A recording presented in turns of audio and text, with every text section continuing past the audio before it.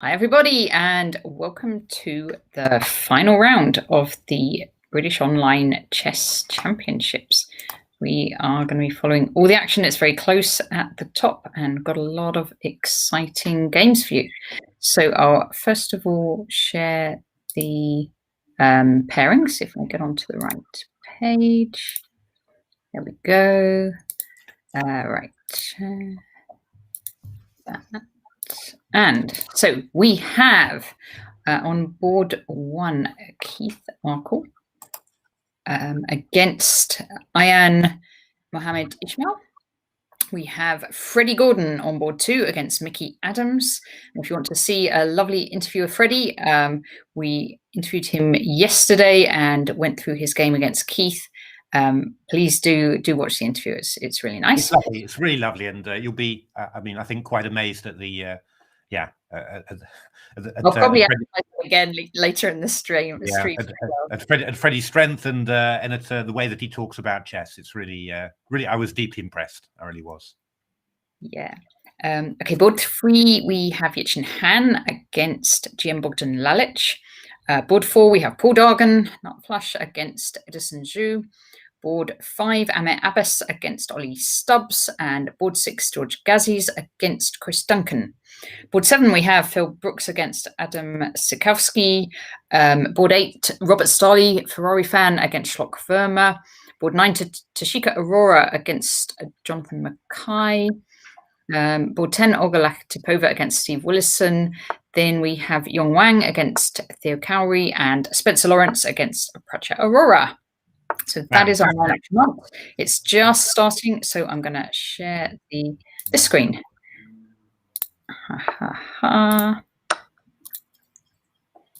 Well, people can hear the tantalizing and hear the moves. Okay, so Keith Arkle against Diamond Or. I'm just going to wind it back to the start of the game. And it's a Queen's Gambit declined, an opening that Keith has had very many times before. Already in this tournament, most notably against Yichin Han, in actual fact. So, yeah, going to be, can't be a surprise for Diamond Or.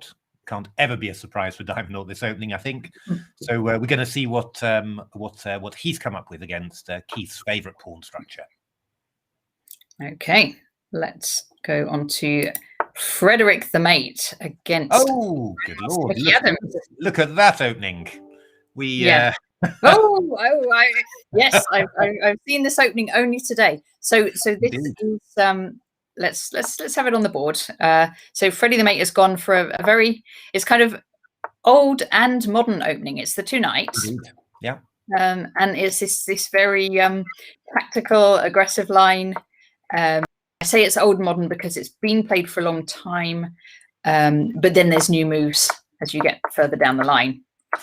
Indeed. Bishop d3 now. Yeah, Bogolubov played Queen f3 in this position, which was but this is really following mainline theory. This is fantastic. Yeah. So knight d5, knight f3, bishop d6, castles, knight f4. This is all known, funnily enough, from this is AlphaZero Stockfish, right? Oh, sorry, Stockfish AlphaZero. That's right. And with in the Stockfish AlphaZero, so Stockfish was white and AlphaZero was black in this line. Indeed, with Frederick taking the role of Stockfish and Mickey taking the role of AlphaZero. So, yeah, rook e1, knight takes d3, takes d3, castles, knight takes e5, c5, knight c3, and I could refer you to Game Changer here for. We're still following the same line, aren't we? Yeah, we're still following it. We're still following it here. So both sides know their theory here. And now I'm trying to remember how it went. So black got these raking bishops across the board. Indeed. And two pawns. So Freddie's taken the two pawns. And I can't even remember how it went now. It was like a bishop b7 and bishop b7, b3, and then rook e8, knight c4, knight takes c4. Let's put it on the board and then we'll see if we get exactly this. Okay. Yeah, that's right. So it was bishop b7, which is a very natural move, and now b3.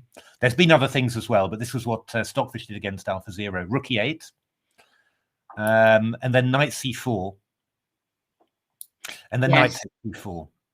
That's right. So AlphaZero swapped off its kind of hello, Wolfan. Hey, and Wolfan, good to see D6, you. Lovely to see you in the stream. So yeah, if D takes C4, then this is actually winning for black already. Queen H4. And then we've got a couple of moves here. We could play guess the tactic, really. We're attacking H2, so G3 is one idea. And guess the tactic here. Well, Queen H3. Queen H3. Oh, sorry. No, you can do something. You can do better than that. Yeah, we can go. We go Knight D5 then and block you, but we've got a much stronger move there. We've got Bishop takes G3 here. So H takes G3 is Queen H1 mate, and then F takes G3 is Queen D4 check. Rook E3, chopper runikins takes Queen C3, Rook B1. And Queen E5. Hey, Ocelot, good to see you. Hi, and this is really strong for black. I mean, you're playing Queen E4 and Queen G2. This, by the way, these were lines from Daniel King on his Power Play site. So he added to what we had in the original Game Changer. And then this has been known for what? How long ago was that? That would be about a year ago from Danny's site. About a year ago. Yeah, a year ago. And then also, but after Queen H4, there's another move, which is to play the move H3. And here you can play guess the tactic as well. So this was a really nice one. Is this one? Can I play? Four. How do you do? 4, I'll sort of 2, 1, go. Bishop F3, which is a magnificent move. And so Queen takes F3 allows Rook E1 mate. That's the big problem. And G takes F3. There's just Queen takes H3, and end of story. Yes. So, but White doesn't have to go into all of this horrible stuff, right? No. I mean, what after Knight takes C4, what Stockfish did, after Knight takes C4, what Stockfish is with Rook takes C8. So that's actually diverting the Queen over to E8, so away from H4, and then played B takes C4.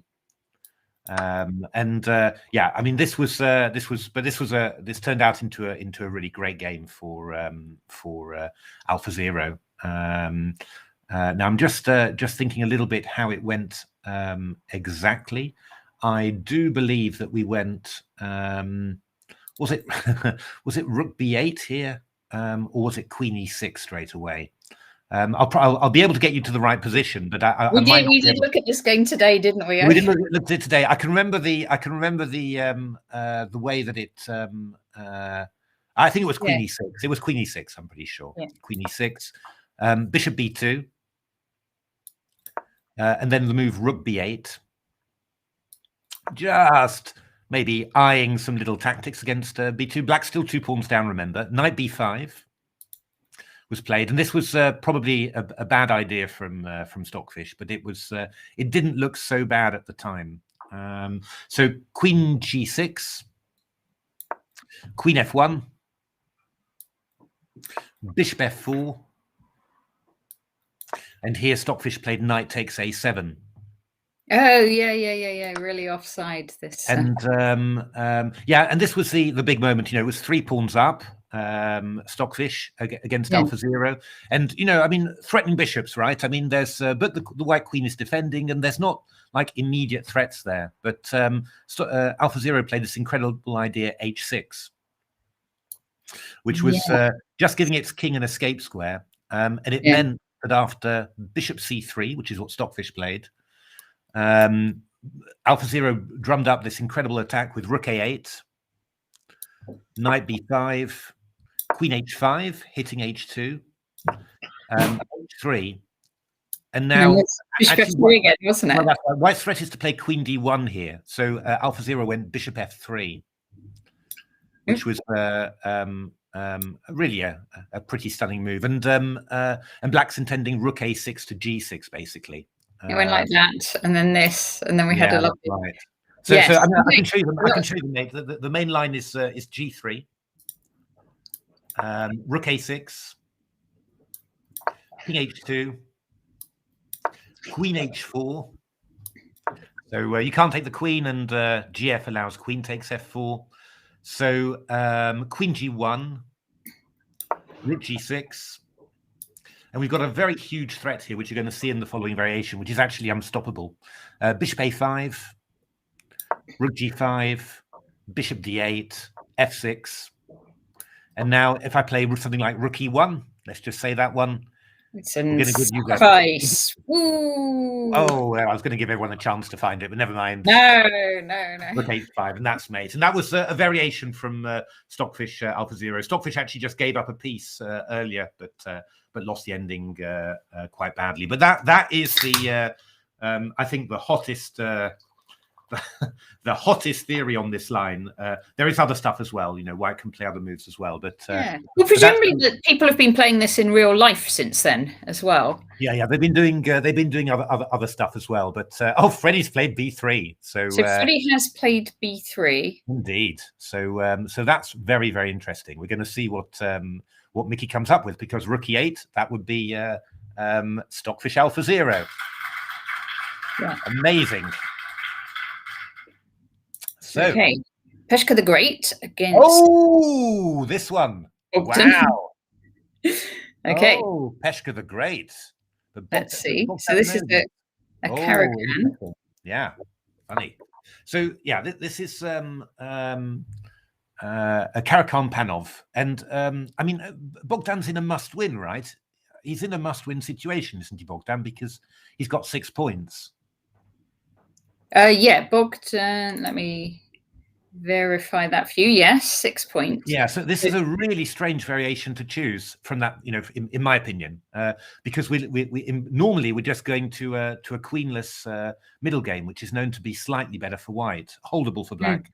But so it's a bit of a strange one. I mean, there's so many options you've got in the against the Panov, but okay. So but Bogdan went for it. So c takes d5, knight takes d5, queen b3. Takes.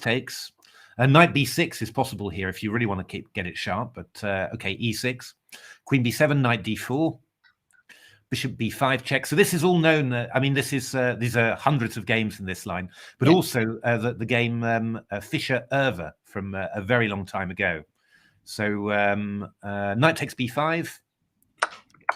Queen c6, king e7, but now a very unusual move from Yichin, because queen takes b5 is normal here, and then queen d7, and then queen b5, queen d7. Then we go knight takes d5, queen takes d5, queen d5 ed, and it's just a slight. Queens are off.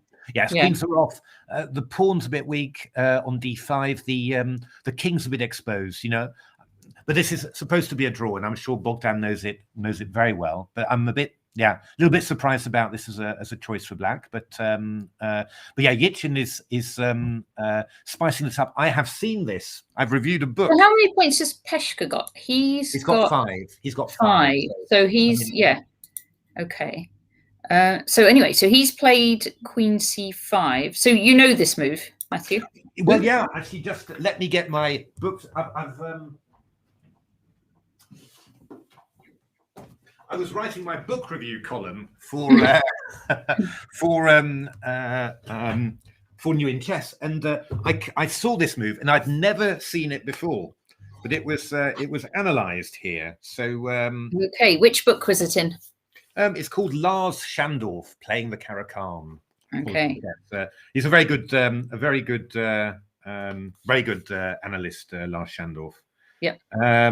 Queen c5 check. Oh, okay. So it says this stunning idea was unknown until Grishuk, oh good lord, used it to beat Vidit at the 2016 World Rapid Championship. So it's got that pedigree really. So knight d6 is the normal move. I think we're still following theory here.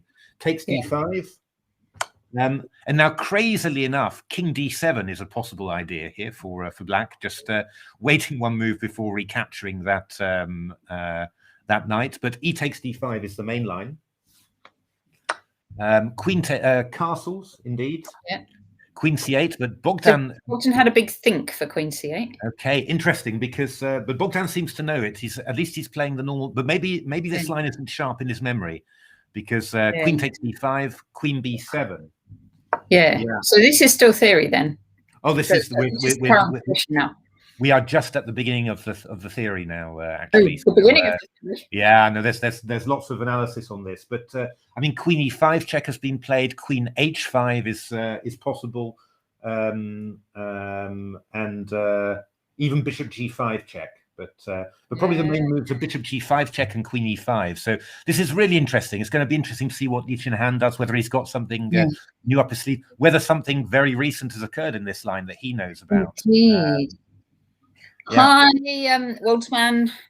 Yeah, he got a bit. Yeah, it's well, Yichin's been playing fantastically at times, and then I mean, we saw it in the junior bullet. He started with 6 out of 6, then lost 3, then won his last 6. You know, he seems to be having these amazing streaks where he's playing really, really well. Yeah. So you know, it's he is really the new under 18 champion, actually. So he came first in the under 18s, just half a point ahead of Jonathan Mackay, who's also playing in this tournament.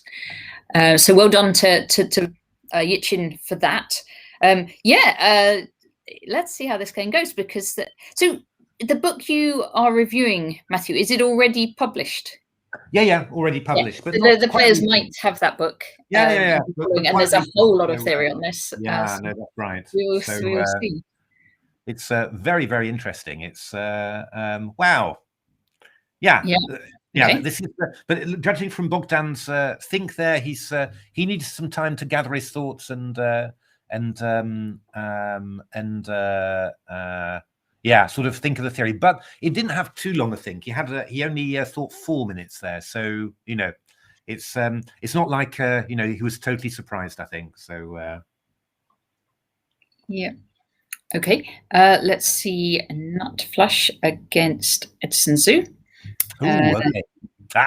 B22. Sicilian B22. Okay. Well, now people who are regulars in the chat will know that Nut Flush's name in our chat is B22, C3 Sicilian. So that is the opening we are expecting. C3. With a little transposition, probably Paul sort of noticed that Yichin always plays that Edson always plays 2e6, so he just gave it a go with a slight transposition there. So it just cuts down black's options, really. So actually we got a French here, more or less, a French opening here, which is going to be a slight edge for white. But actually, looking at how black has played it, this might end up being a bit more for white, actually, I think.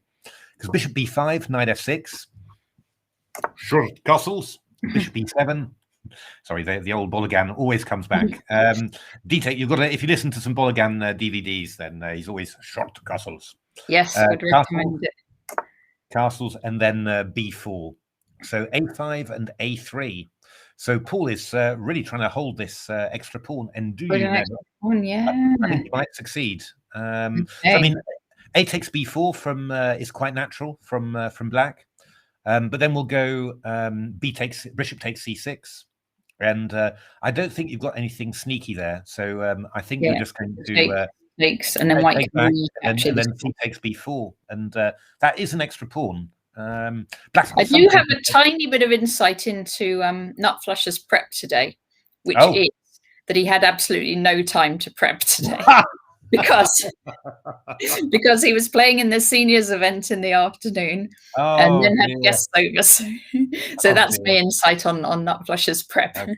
But he's, I think, C3 Sicilian, judging from his Twitch name, B22 C3 Sicilian. He is quite a fan of the C3. He knows it all already. Yeah. I mean, he played a great game against Mickey. You know, whipping out quite a bit of theory to. Get a very good position. So yeah, you know, I think he'll be fine with this, and I think White's got a very good position here. You know, it's you'd normally take that pawn back on c5. You know, whatever happens, but yeah. No, can you just look at the next one, and then we'll quickly whiz back to the top games, and then carry on down the list. Yeah. Okay, Amir. H4. Amir Abbas never disappoints with wild attacks in the London system. Because Amir Abbas plays often in the Quarantine League, doesn't he? In some of the games we commentate on there. I'm not. Is that true? I'm not. Yeah. There's Amir. Not every week, but from time to time. Yeah. Okay. I've been different username on Lichess. Ah, okay. It's just I'm saying it because I've already seen, I think, H4 a couple of times in the London system from Abbas this tournament. So it's all good fun. It's funny because I'm reviewing a book on the London system as well, and that had a whole chapter on H4 attacks in the London system. So I wouldn't be surprised if Amir is trying to do these guys proud with. Who wrote that one? H4. Yeah, I don't know whether this one is known. Let me get my book. Who knew that reading books could be so instructive? Yeah. So H4 attacks. H4 attacks. Which book do you have there, Matthew? That's quite an interesting one. The London system in 12 practical lessons. Quite a nice one. Thematic exposition of the London system. So I'm just seeing, just for sheer, just checking to see whether H4, this particular move is in there. There's a lot of H4 happening. So I think if you read it, you'd just get conditioned to doing H4, this specific one isn't in there, but I think it's all the big bad book of H4 attacks. Exactly. Yeah. Waldman, that needs to be written. That needs to be written. So and then Bishop G3. Yeah. Okay. Well, we'll see how that goes. Okay. Good. I'm going to put back to the top games. So Keith Ark against Diamond. This Queen's Gambit declined, so we were up to somewhere like that. Hey, Pokeram. Hello. So 6 from Diamond. Okay. Is that normal? Yeah. G6 to go Bishop F5. But actually, Diamond played an interesting plan here. Quite so takes from Keith, always does that. E3, Bishop E6, but here Keith doesn't do his normal quick B4. Yes. He after Bishop E6, he waits. And Diamond also avoiding the thing that Keith likes the most, actually, which is Bishop F5 to exchange off the light squared bishops. Which is supposed to be nothing at all for white, but Keith always seems to get a good edge. So Diamond keeping a few more pieces on the board, which I think is a good idea. So knight D7, castles, B4, A5. And now, interesting, B5 from Keith. So this is getting quite sharp already, actually. C5. So this is a bit out of the normal positional lines you might get in this opening. Yeah, I mean, Diamond sharpened this up quite a bit. So so Rook FD1, Rook C8, Rook AC1, Queen C7. I'm sure Queen B1. Queen C7 feels a little bit funny, to be honest. But Queen B1, and now Diamond having a bit of a think. He always spends quite a long time, actually. Hey, Will Sonia, good to see you. Hello, Sonia. He always spends quite a bit of time. He's a slightly slow. That you've got faster and slower players. He's a slightly slower player, so I'll expecting him to have a bit of a think here. But yeah, I mean, in principle, this is what Black's doing here. Black's attacked the dark squares and kept his dark squared bishop. So, and yeah, I mean, there are problems for white on the queen side dark squares. However, there's also that weak pawn on d5. So, and at some stage, Diamond going to have to work out what to do about that one. Maybe Rook FD8 or something like that. I think if you keep the tension for a little while, it's not so easy to white maneuver. You would not, for example, play C4 probably because it closes it up too early. Now, at some stage, you might. If your center's really rock solid, then you could consider doing that. But I wouldn't do it straight away. I'd keep the tension for a while. Maybe go Rook FD8 and then try and work out where to put my queen. I would have put my queen. I might look at a plan like this as well. If once it does get closed. Could do. I mean, it's the one thing the only thing I'm finding a little bit weird about this is that I would have probably tried to put my queen on E7. That feels like a more natural square for the queen because I've got it opposite the rook here, and I'm not quite sure where I want to put it. So I would have gone Queen E7 and then maybe Rook FD8 or whatever. So Queen C7 is a bit of a funny move for me, but it's not clear. I mean, we'll see how well or how badly that turns out. But that's just the first point where I say, interesting. Okay. Oh, so Mickey. Okay, so B3 and knight C6 was played by Mickey. So not rook E8, like we were like oh yes, okay. So Mickey yeah, just had a good think, and Mickey had a good think and played knight C6. Now I wonder, yeah, I wonder whether this was, yeah, maybe just to try and yeah, avoid some book, or I don't know. It's because rook E8 is quite a natural move, and certainly the you know, the course of events in the Stockfish AlphaZero game was that White's knight on E5 got exchanged for the knight on A5, and and that's yeah, and that's in principle that felt like a good deal, really, you know, because the knight on A5 was out of the way. And yeah, and Black was exchanging it and gaining some time as well. But yeah, so this is quite this is going to be quite interesting here. Yeah. Giatros, the account got closed on chess.com, which puts him out of the tournament. I don't really know much more details than that. But I know it's been looked at in great detail by a fair play team. And so that's what's happening there. Hi Tilbs11. Hi Tilbs, nice emote. So in the game we were looking at just earlier on for Frederick the Mate and Mickey, one of the possibilities was knight c4 for White when that black knight was still on a5. Would Frederick still want to play that? Hey, let me think. Now that's an interesting question. I would always, you know, tend to think about taking off that knight on c6 and using the tempo that I've got, basically, because that knight on c6, it can come into d4, which looks like quite a dangerous square. So I'd still be tempted to take the. You might actually take it where it is there, like that. Yeah, that's right. And maybe, yeah, and then afterwards, yeah, got to try and decide what to do. The only thing that that's happened there is that what Mickey has done is obviously in the AlphaZero line. Then after knight c4, knight takes, pawn takes, White had the opportunity to put a knight on d5, for example, to block the bishop. After knight c6, bishop c6 doesn't have that.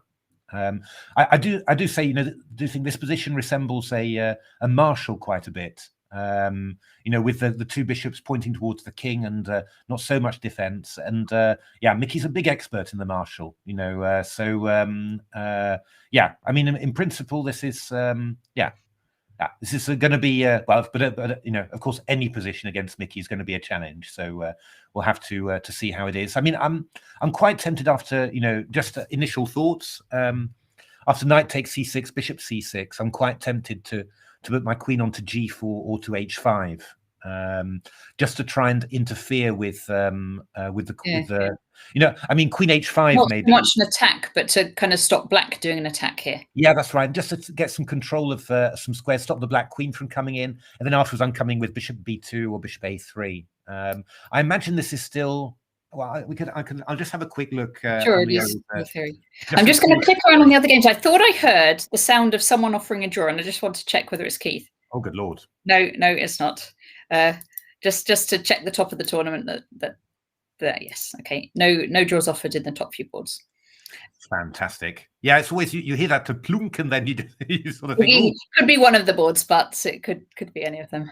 Yeah. Where is that? It's but it's a very nice. I mean, I like this game very much. It's a big theoretical matchup, this one. So you know, it's and yeah, I think a very good thing to do as a young player. You know, to take on one of the world's best players in a sharp variation. I think that's why not? Yeah. But let's have a look. Knight c6 was played in not particularly, I'd say, strong over the board game. You know, probably average of the players was 2250. I'm just going to have a look in my correspondence database because I can do that and just see whether this has been played, because this is often the case. It's never been played. I think we're looking at, let me just have a look in my engine database to see whether this has ever been played. So many databases. So many databases. Yeah, it's true. No games found. So I think we're looking at something pretty new from Mickey. Yeah, relatively new territory then this game. Yeah. So would make it very interesting. Big theoretical battle there. And as I said, my initial my initial thought in this line is to play knight takes c6, because you take a knight, you gain a tempo, and then you can do something. And yeah, queen g4, queen h5. Yeah, I mean that's my initial thought, and I think depending how that sort of goes in my thoughts, that would determine really whether I looked at anything else or whether I Yeah. Freddie has 2 extra pawns.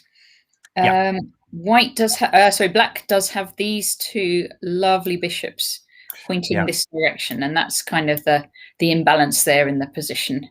Yeah, I mean, the whole question is going to be, how quick can Black be? Because I think what Mickey's plan is not to go rook e8; it's to go f5 in this position. Okay. And then bring the rook into f6 to h6. That's going to be the main plan. That's why I was sort of wondering. Oh, well done, Ocelot. What a lot! Beat at 22-42. Fantastic. Brilliant. I mean, that's what I was wondering about going queen g4, because then after f5 I queen could g4 instead. Yeah, I mean that was just one thought. After f5 I can go queen c4 check, and then king over, and then yeah, I don't know. I've got another tempo, but here I don't know. I mean, you've got queen g5 coming in, which looks really quite annoying here. So this could get very dangerous. Maybe. No, I was going to say white could defend by bringing the rook out, but actually these bishops cover these squares as well as this, and this. Yeah. So I mean, queen h5 is maybe not. Probably queen g4 is just a stupid move, I guess. Queen h5 is not so stupid. The idea being that if you go g6, then I'm stopping your pieces aren't able to go round to the your rook can't get to g6. But that's why I think you'll go f5 after queen h5. That would be my my thought. Just f5 straight away. Yeah, and then here we have to have a little think about, is this anything at all for white, or am I just putting my pieces in the way of the attack, which is not impossible either. I mean, what have you got? Bishop b2 is possible, maybe bishop a3, but bishop b2, rook f6. What about rook e6 to try and...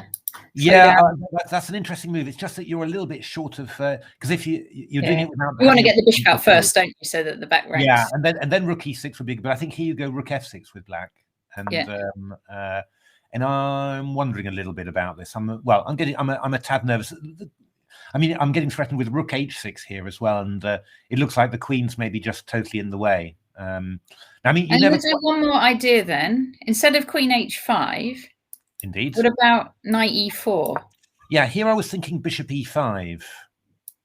Oh, and I'm not going to have time to play. No, you go rook b1, I go queen d3, and I don't know. I was assuming that this was going to be a bit irritating. Yeah.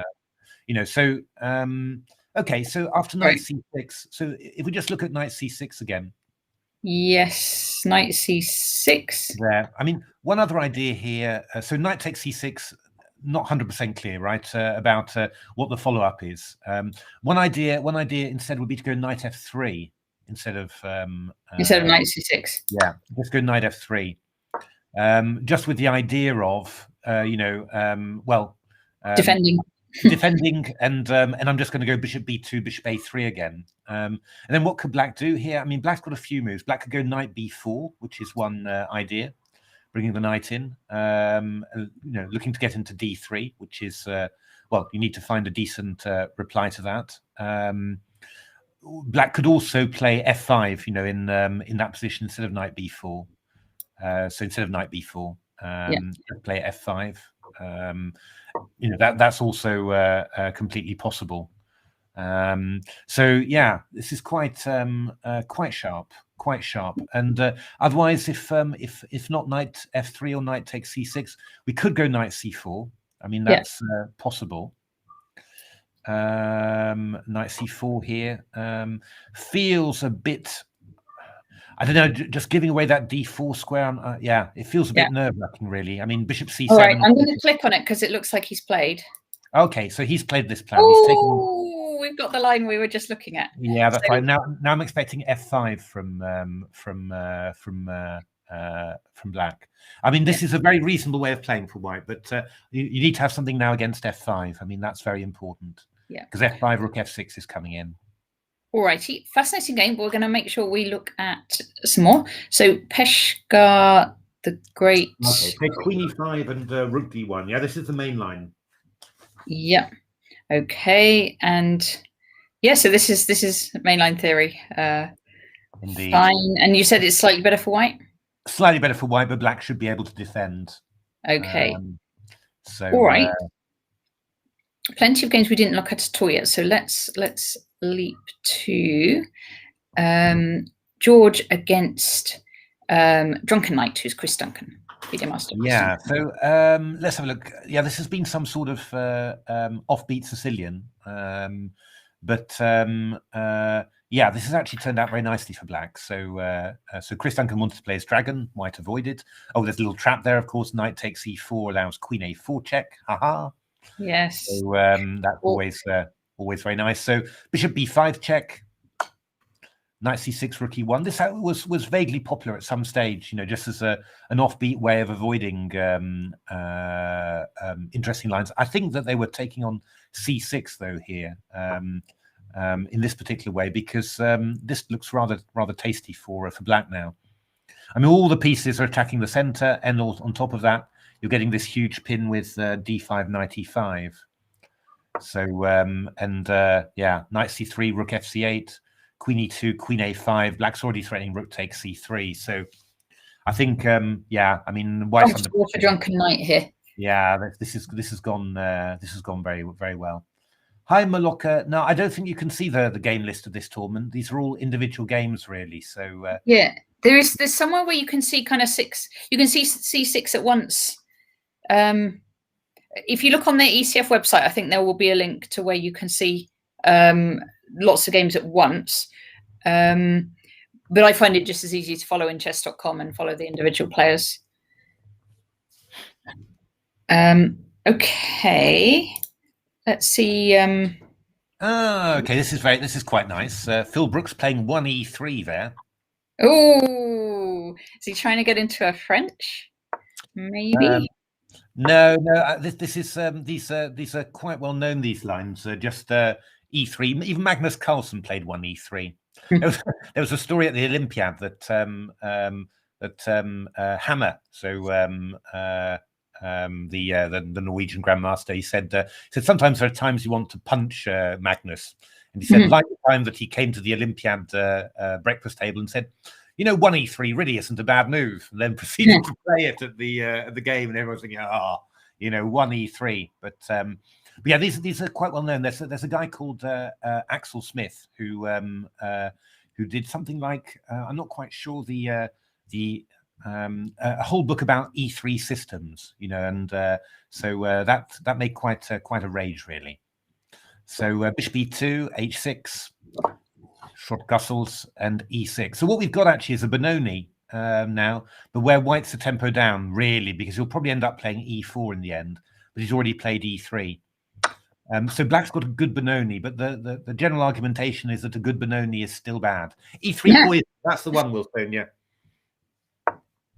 So it was a very interesting book, though a rather confusing book, I felt, but it had a lot of ideas in it. Yeah, I mean, at some stage white will go e4, and he's a tempo down on the Benoni, but that's probably still you know, an advantage. That's the general idea. So interesting opening play there from Phil Brooks.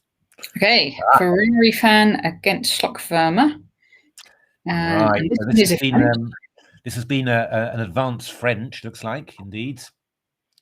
c5, c3, knight c6, knight f3. So this, yeah, this is a well-known line. b4 takes, knight g7, all very sharp. Knight c3. I've played this as white with horrific lack of success. So, oh, really?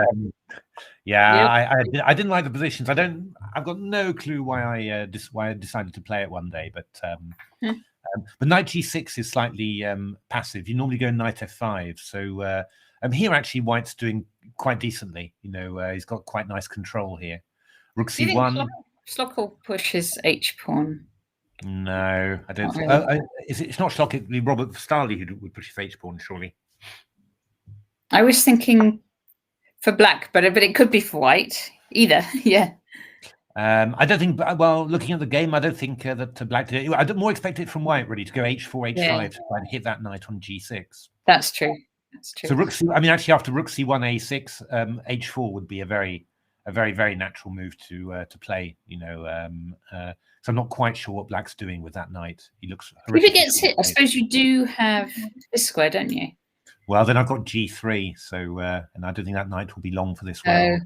Just got to go back there. Yeah, I mean, I think if you went H4 here, I'd go castles, H5, knight H8, but it's not nice because ideal, H6, G6, and knight C5. You know, I don't know. It looks horrific for black, to be honest.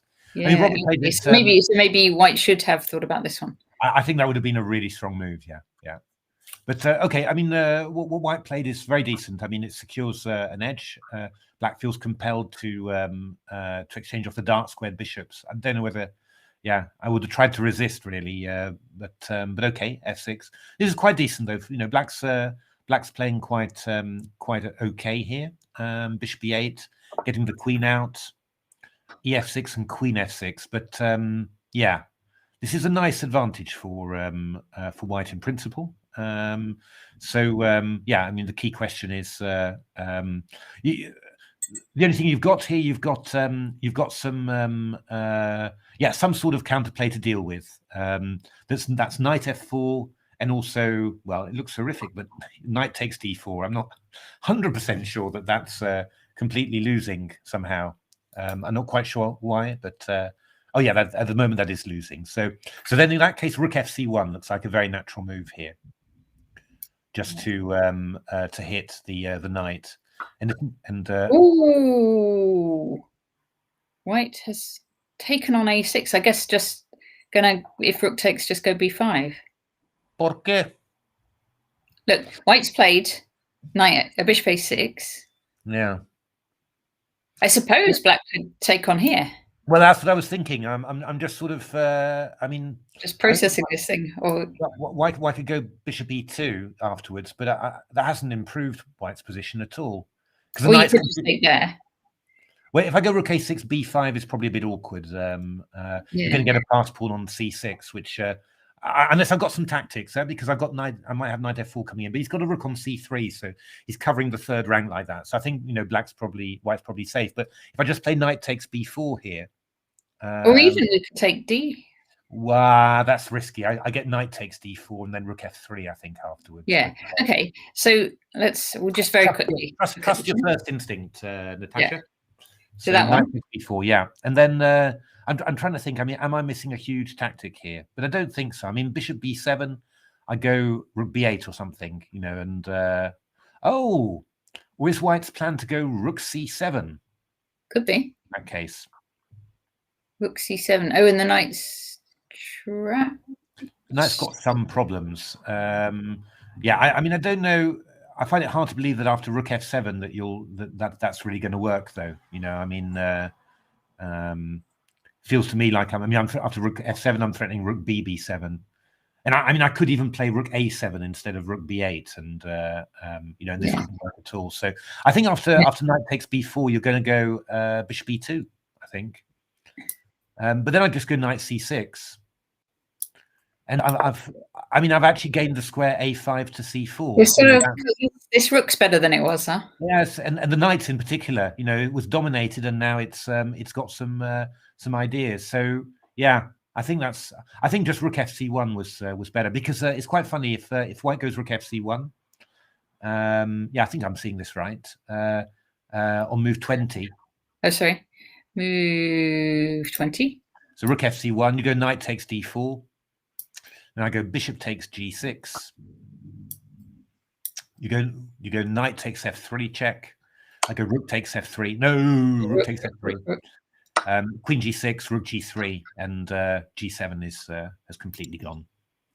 So ouch. Yes, I mean that's all completely. So I think rook FC1 was really a big advantage for White. I mean that just looked gorgeous. Okay, let's keep going. Chess Queen 960 against Dandy-tastic.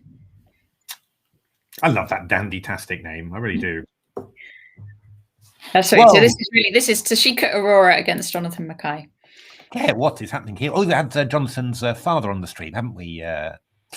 He was, and just to repeat, he has finished second in the under-18s. So very nice. Very good.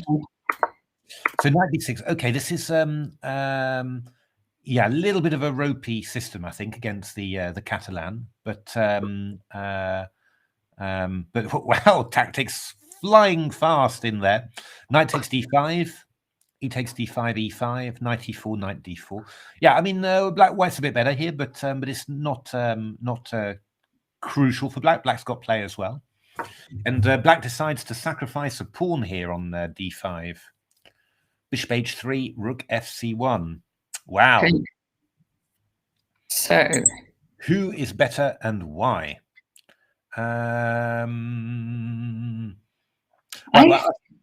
Yeah, I wonder if that knight, it feels like that knight's a bit loose on c5, or where is it going to go? Yeah, I mean, knight d3 would be the dream, of course, but you've got bishop c4 then, which is rather annoying. So you can just defend it. Yeah, rook c8 probably would be the first move you'd really think of, and just see whether and really see what white's got up his sleeve. You know, I could also go rook fd8 and just chase the bishop away as well. That could also be possible. Yeah, one of those two. It doesn't feel like I've got full compensation for my pawn. Okay, rook c8 played. I mean, what I'm wondering about is queen c4 from white here, which might be annoying. But I suppose after queen c4, you'd go queen g6. Just get the queen out of the way and keep it going. I think this might be one of those positions where you never quite manage to get it completely clean. You know, it's black always manages to keep some sort of play in there. But I mean, knight f5 is also quite a dangerous move, come to think of it. And I'm wondering what I'm actually doing after knight f5. What am I doing? Knight e7 is quite a threat. And I'm threatening knight e7 and bishop takes c5, so that could be quite annoying. Yeah, maybe you have to take it. Yeah, I promise if you take it, then it's just all bad. It's just all bad then. Yeah. I mean, then white's got white's really got all the control there. So it might have been better to go rook fd8 actually, so you could drop the bishop back to f8. I think knight f5 is going to be a problem for black unless he's got something really clever up his sleeve. Okay, I think I've seen where the draw offers have been coming from. We have draw agreed in nut flush against Edison Zhu. So they've had a little chat. Not sure enough. It's a pain. Did you intend to donate the C pawn? Yeah. I think white's better here, but there is compensation, of course. There's some sort of play there. So okay. Yeah. Okay. Well, well played, Paul. Good tournament. I think a lot of games which can be very proud. Yeah, we were just trying to work it out. If you'd had that tournament over the board, it must be pretty close to an IM norm. It probably would be an IM norm, I think. Having played Bogdan, Keith, and Mickey, having scored 1 out of 3 against those, and then wasn't it 1.5? No, because Mickey he lost to Bogdan and drew with Mickey and Keith. Sorry, yeah. That makes 1. Yeah. So but he beat Hebs. He beat Hebs. Oh, he beat Hebs. Okay. So yeah, it's a really great tournament there. So yeah, I mean, excellent result and well played. But yeah, good to finish off the game without a loss. That always helps. I mean, you don't have to travel home, which is always always the nicest reason to. Oh, I'm not going to press it. I'll take a draw. But yeah, no good. Nice to see the players having a chat after. Okay. Long tournament. Slow Sloth against I'm a Pickle. Oh, they're in a rook and pawn ending already. I'm a Pickle has no messing around. Yeah, there we are. I'm a Pickle seems to be a little bit better in this rook ending. Well, maybe. Why not? Yeah. Attacking h4. If g3, I think we can go g5 then and create a passed h pawn. And that the rook's very nice on c4. So yeah, no, I think I'm a Pickle has got a slight endgame edge there against Lekapova. Okay, Yongwang against Whimsical Jam. We have a Sicilian fianchetto. Indeed, close Sicilian, and it's all happening here. There's enormous tension in the position there, Queen c7. So what can White do here? That's a very good question, actually. Knight takes d4. I'm not sure I would have done that. I was thinking more about playing something like, well, the problem was that Black was threatening something like f takes e4 and bishop g4, probably. But this feels a little bit... Actually, this is going to be really risky. Tactically, it's very risky because after you go bishop d2, I'm going to take on the e4. Yeah. You can't play back with the d pawn. I've got queen c4, and after bishop e4, I go d5. You can't take back with this d pawn, of course. No, because now the queen's attacking the knight. Yeah. So I think this was Whimsical Jam might have found a tactic here against... I think Whimsical Jam has got a jammy tactic. I think that's absolutely true. How did he come up? I have to ask Theo one time how he came up with his name, because it's it's a hell of an nice name. Yes. All righty, we're just going to have a very quick look at Dionysian 2020 against Cute Puppy. Oh, we have another rook pawn endgame. Indeed, this is obviously the Keith Arkle inspired tournament. Yes. Yeah, this is quite. This is not clear actually. Because Black can actually take that pawn quickly. Oh no, Queen d6 was d6 to c5 was kind of. Oh, but this is not silly either. Actually, you're just going to block the pawn and then activate your rook. I would think this should be. Am I correct? Yeah, rook d8 now. I think. Oh, that's really slow. That's wasted a move. Oh. Yeah, I think if you'd gone to king c5, because you would already be taking the pawn on b5, you could go f6. That must be fine for Black, I'm sure. But now this is a bit more. Thought this could be drawn, wouldn't you? Yeah, I mean, if you go king f4 and then I go f6, could still be drawn. Yeah. Okay. So we'll see. We'll see how that goes. Let's back in on board one. Okay, so this is interesting. Interesting stuff from Diamondaut. There is a problem though for Black here, and that's the pawn on e6, which is incredibly weak, and is now going to get hit by a knight either on f4 or on d4.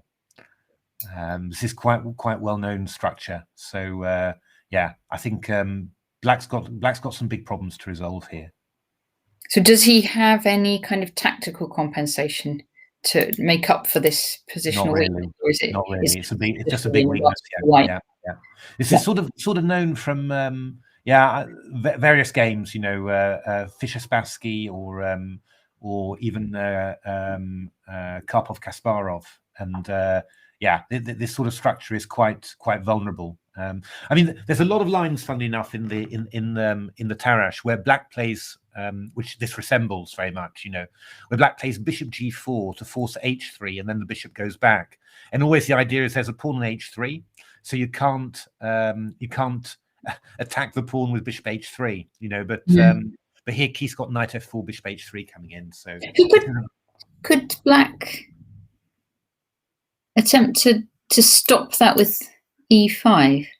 Possible. Risky again. Really a bit loose, isn't it? It's very loose, but it might well be the best that Black has got. Funnily enough, we were talking about AlphaZero games. There was an AlphaZero game in the AlphaZero Stockfish game in the Tarrasch that we've analysed on our Game Changer site, which had some similar themes. And Black just played e5 and did this. But knight e2 to f4, that was the plan that Kramnik did against me once. Okay. And I suffered grievously. Well, I drew. I made a lot of draws against Kramnik, but but that was. But I think you're right, Natasha. I think the concrete way to react is e5 and keep the knight out of f4. That's the most important, and then just try and establish yourself on the dark squares. I don't think you're losing anything, so yeah, I think you should go for that. Okay. It may not be too bad yet. If you you might still be in time to sort of keep things together, but it's a bit dicey, you know. So Black needs some good moves here. So Frederick the mate. So we saw Frederick putting his queen onto h5. Matthew said Mickey's going to play f5. Indeed. Mickey played f5. E2, rook f6. This was the line that rook f6, and I think we were saying before it's going to be a little bit tricky for the queen, or what's white going to do? Yeah. So queen h4 played by Freddie. This feels quite risky. This. Let's have a look. What have we got with black? I mean, the most obvious line for black would be to just move the queen somewhere. So queen d7. So this is the idea of this is if rook h6, which is the sort of plan, then you just swap queens. Exactly. That would be that would be a kind of a dream, you know, to do that. But I think that that Mickey's going to play something like. Well, I mean, what ideas have we got? We've got queen d7 or queen c7. Just getting the queen out of the way and preparing to move the rook anyway. All right, let's say queen c7. Should we say d7? That's the one that. That's the one queen d7, as I was saying. That's the one that just. Yeah, I don't know. I mean, that's just one that strikes me. Now we've got some interesting ideas there. But I mean, rook h6 is a huge threat here. So, and the question is, how are you going to deal with that? And that is a very good question. What can I do to deal with that? Well, we've always got queen c4 check, haven't we? If we need to. Yeah, that's right. That is possible. The question is, black goes king h8, and then I'm still searching for a move.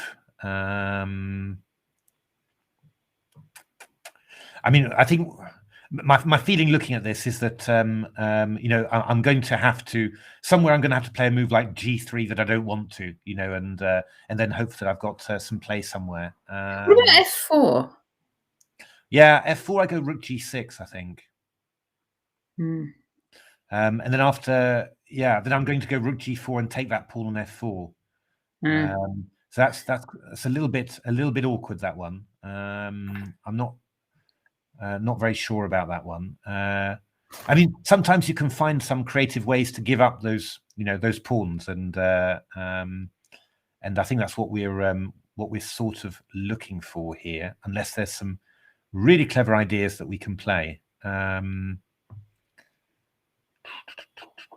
mean, rook e3 is possible. Rook e3, but I mean. Just in general, I mean, black's got masses of tempting possibilities here. You know, I mean, and I'm not quite sure which one is the best. But we could even go f4.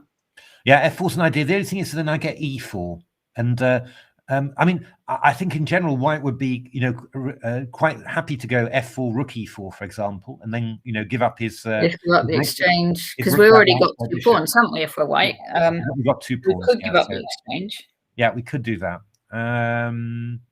The other idea, apart from rook e3, that just vaguely occurred to me, but I imagine it's bad, but then I'm not. Is that true? Yeah, it probably is bad. But we can just have a look. So after queen d7. Just our queen d7. Yeah, I mean, I could play knight d5. Yeah. Yeah, I was looking at that. With the idea of rook h6. I go queen takes h6. That's the basic idea. You know, that's nice. That's clever. So if takes, you just go check. Aye. So so then what have you got? You've got 2 moves there. So I mean, if you took bishop takes d5, well, I'd take on f6. Takes. I'm not 100% sure. Well, rook f8. They're still big bishops, aren't they? Yeah. Rook f8 is probably just there's no. I was thinking maybe I'd have some nice check somewhere or something, but it doesn't really look like it. I think rook f8, and then maybe I go, I don't know, queen h4, king h8 then, and you know, it's not looking. There's a vague similarity to Mickey's game yesterday, so that's why why it occurred to me. But no, I think that's not very good. You could do the same idea with knight e4, but I mean, there's also another problem with it. That after knight d5, you could also go rook g6, which is also posing a slight problem, a slight question as to what you're going to do with that knight. I mean, the problem is that if I go rook e7 would be the idea that I'd want to play. But I don't know whether that, if I go queen d8, you know, you sort of think, I don't know. This might be one. It might be one that you just. Oh, there's knight f6 check. There's knight f6 check that I could try. Knight f6. Oh gosh, because if pawn takes, we do checkmate along the back. Yeah. So you go rook f6, and then I can't go rook g7, can I? No, I go bishop f6 then, and takes, and then we're just in an equal. No. He goes bishop takes e7. And then it takes that's more like bishop e7. But okay, we've got 2 pawns. So bishops, this is fine, isn't this really good? No, this is fine. This is fine. But but unfortunately, I think after knight d5, he's just going to play bishop d5. Can we have a quick look at knight e4 just for the sheer hell of it? Yes. So instead of this knight d5, we were thinking, oh no, not there. It's 19 queen d7. 19 queen d7. Yeah, knight e4. It's a similar sort of idea. But again, I think he just goes. Here he just goes rook g6, I think. And we could go knight g5 then. Threatening. Yeah, h6. I'm not sure. Queen c4 check. It's all a bit desperate. King h8. Not king f8. Mate. Give a check. Might be mate. And then king h7. And I mean, he's got rook g2 coming in, so it's horrible, isn't it? That particular. I could go g3. Yeah, I don't know. I mean, this is just. It's just. I mean, the thing is, I'm going sort of knight e5 at some stage. I'm going to get my piece, but maybe f4 or something is just really strong. I don't know. You know, it's just. We just.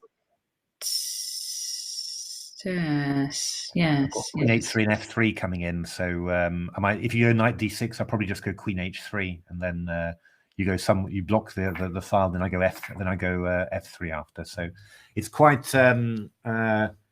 tricky in actual fact. So wait a minute, just go back to queen h4, queen d7. Just have a quick look. Just queen d7. Just try and have another quick thing just to see whether we've got something. Why is it saying queen c7? That's because you put that one in first. I put it in. Okay, yeah, that's fine. Mickey has actually moved, though. Should we see? Okay, let's have a little look there. Oh, what? This is completely different. So we were talking about queen h4 being to stop rook h6. This is what we looked at. But Mickey's played it anyway. And you said this will be a dream for white. So let's see. Is it a dream for white? Takes, rook takes. I don't believe that. White's dreaming now. White is having a think. So do you think this has let white off a bit, do you think? Yeah, g3 is yeah. No. But black's going to go f4 maybe. Yeah, but then I go knight e4. Oh, then knight e4, yeah. I mean, I'm blocking there, so but this can't be the way to play it. It can't be. Mickey. Okay, let's leave this game here. Yeah, I'm really surprised. I don't because I think after queen d7 I was getting worried that that the black was just clearly better already. So yeah. But do you think Mickey might be thinking the bishops will be good in an endgame and he can pick off the d pawns or something like that? Yeah, but yeah, no, I mean Mickey's got compensation. It's just that I don't think. Yeah. Just my initial impression is this is like equal compensation, or a slight advantage for black. And I was thinking queen d7. I think black's virtually winning. That was the. I was at that point really, thinking, well, it's all it's sort of fill your boots time really, and this just seems so modest really, in terms of what you're trying to get out of the black position. So. Yeah, I mean, Mickey's a much better player than I am, so we'll see how that all works out. But I'm just really surprised. I mean, the two of you might choose to play positions in a different way as well. Absolutely, absolutely. Yeah. I mean, I'm always going for the attack, and Mickey's much more versatile than that. But yeah, yeah, I don't know, just surprises me, but great. You know, I mean, that's why we watch this chess, to be all surprised together. So yeah, let's Okay. we'll keep an eye on that one. We will keep an eye. Let's see Peshka. Okay, so this was a very theoretical game. I imagine they're out of theory now, or do you think they're still there? Let's have a look. Looking at the old book. Queen f7, 20 bishop e7, 21 bishop g5, rook e8, all known. Rook takes e6, rook d6, rook e1. Yeah, this is still theory. This is still theory. My goodness. This is a game. Chess is a game of memory. This is Simacek Velika. So 2018, which ended in a draw. Okay. So, this is new. This is a new move. Oh, and then Bogdan's offered a draw. With that move, the first move out of theory, Bogdan has. This is a new move offered a draw. Well, I can imagine that this has been quite a strain for, although Bogdan's used less time. Yeah, because these two won't have been able to refer to the book. So. Yeah, exactly. I can imagine this was. Oh, has the sound gone? Says Gary Slegg. Oh no, has it? Let me just try and put this on. Keep talking. Oh, no, has it? Yeah, no, it's fine. Sounds okay. Yeah, fine, says, thank you, B22. Hey, well played, B22. Great tournament. Very, very impressed with how you played. Well played. So, yeah, draw. Okay. So, all right. Great. Sound is okay. Fantastic. We hope it's more than okay, Kevin. We hope it's the best sound we've ever heard with us talking. So, let's pick back in on Amir Abbas. So his h4 attack was stopped, but he used it to get a knight on g5. Yeah, I think it must be your computer, Gary, because yeah, as far as we can see, we're okay. Yes, we think we're fine. Yeah, fine. Thank you, Shadow Side. That's great. So yeah, what sort of position? I mean, h4. That's given white a knight on g5.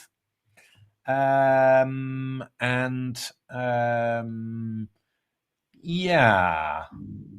Well, that pawn on e4 is a little bit awkward because I can't go knight h7 because then white can take on e4. So it's actually a little bit awkward for black, this position. I'm not quite sure. I mean, white even might play slowly and play bishop d1 to c2 and just take that pawn on e4 because I'm not quite sure how he's protecting it, actually, come to think of it.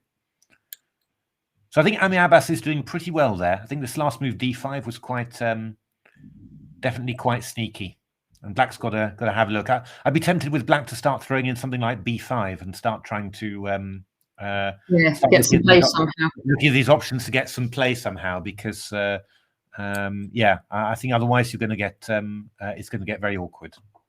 Okay, let's see. George against a Drunken Knight. Ooh, yeah, this is really yeah, no, it's true. Well, rook d7, half. That'll go into the theoretical annals. Novelty from Bogdan on move 26, and the draw is agreed. But I think it's I only found out about it this morning, in actual fact. But it's a well-known line. It is actually a draw, and I think Yichin tested Bogdan's memory, and the Bogdan memory proved to be up to the task. This is not bad, given that Bogdan is the new winner of the over 50s tournament. So he won the seniors event, and so once you get to the seniors event, you're happy when your memory is proving good for that many moves of theory. Yeah, it's and Bogdan's always been a great theoretician. He's always been really good at that. Yeah, that's true. This is horrific for white. So knight e5 looks like a total dream.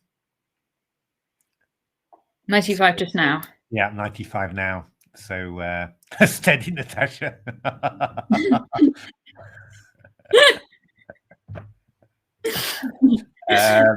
Sorry, Bogdan, if you're actually watching this. Knight e5 attacking f3. That is just horrific for. I don't know what white's doing. I have no idea what white can do. The pawn f3 is queen e3. There's knight c4. It's just it's awful. Okay, looking good for So Chris. looking good for Chris. He's going to finish off a good tournament. He's had good fighting tournament, Chris. Yeah. Oh, this is quite nice. Dangerous comment. Chris was second in the seniors after Bogdan. I maybe just should mention that. Okay, so amazing. He can even move the pieces. Oh, it's amazing he can play how he's played like this. No, we're only joking. Okay, so Phil Brooks against. So he did go E4, tempo down, and there's been this sort of little fight in the king side, and White's gone F4, knight D7. So now we're reaching into, this is the crucial part of the game. It's very interesting, actually. What can White do here? Well, White's got several things that he could think about hitting. So I mean, there's the pawn on H6, which you could think about hitting with Queen D2. There's the idea of knight H5, actually, which is sort of linked to that, but hitting the bishop on G7, but then that's going to undermine the pawn on H4. We've also got the idea. Kevin. Oh dear. Good idea. We shouldn't have started this. Good Lord.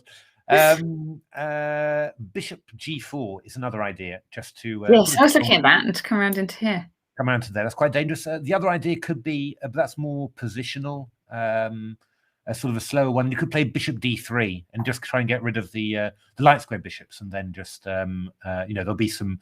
So you'll be able to put a knight on F5 or something. If I had to, probably the first thing that I'd start with would be knight H5, actually, because I've just got no clue how Black's going to defend that H6 pawn. Yeah. Or I might look at playing, Queen D2, Queen H4, Knight H5. That's another idea that you can do. But this sort of idea looks pretty dangerous to me. I don't like Black's position. There actually is no. Oh, he's done it that way, yeah. I think that's fine. I mean, Queen H4 was what I was thinking for Black, but then I'll probably go Knight H5, and I'm just threatening G3. Yeah. So I think this looks good for White. We reckon this looks good for White. I think, yeah. Okie doke. Let's. I'm going to check back in on the top. So Keith and. Ooh, okay. So he's got Bishop H3. Did Diamond miss Bishop H3? I wonder. I don't know. Or is Diamond aiming for something? So we had that position, didn't we? Knight E2. Yeah, knight E2. And you suggested E5, which I think was a good move. Bishop H3. Okay, so this is getting. Now, I mean, what I'm wondering about.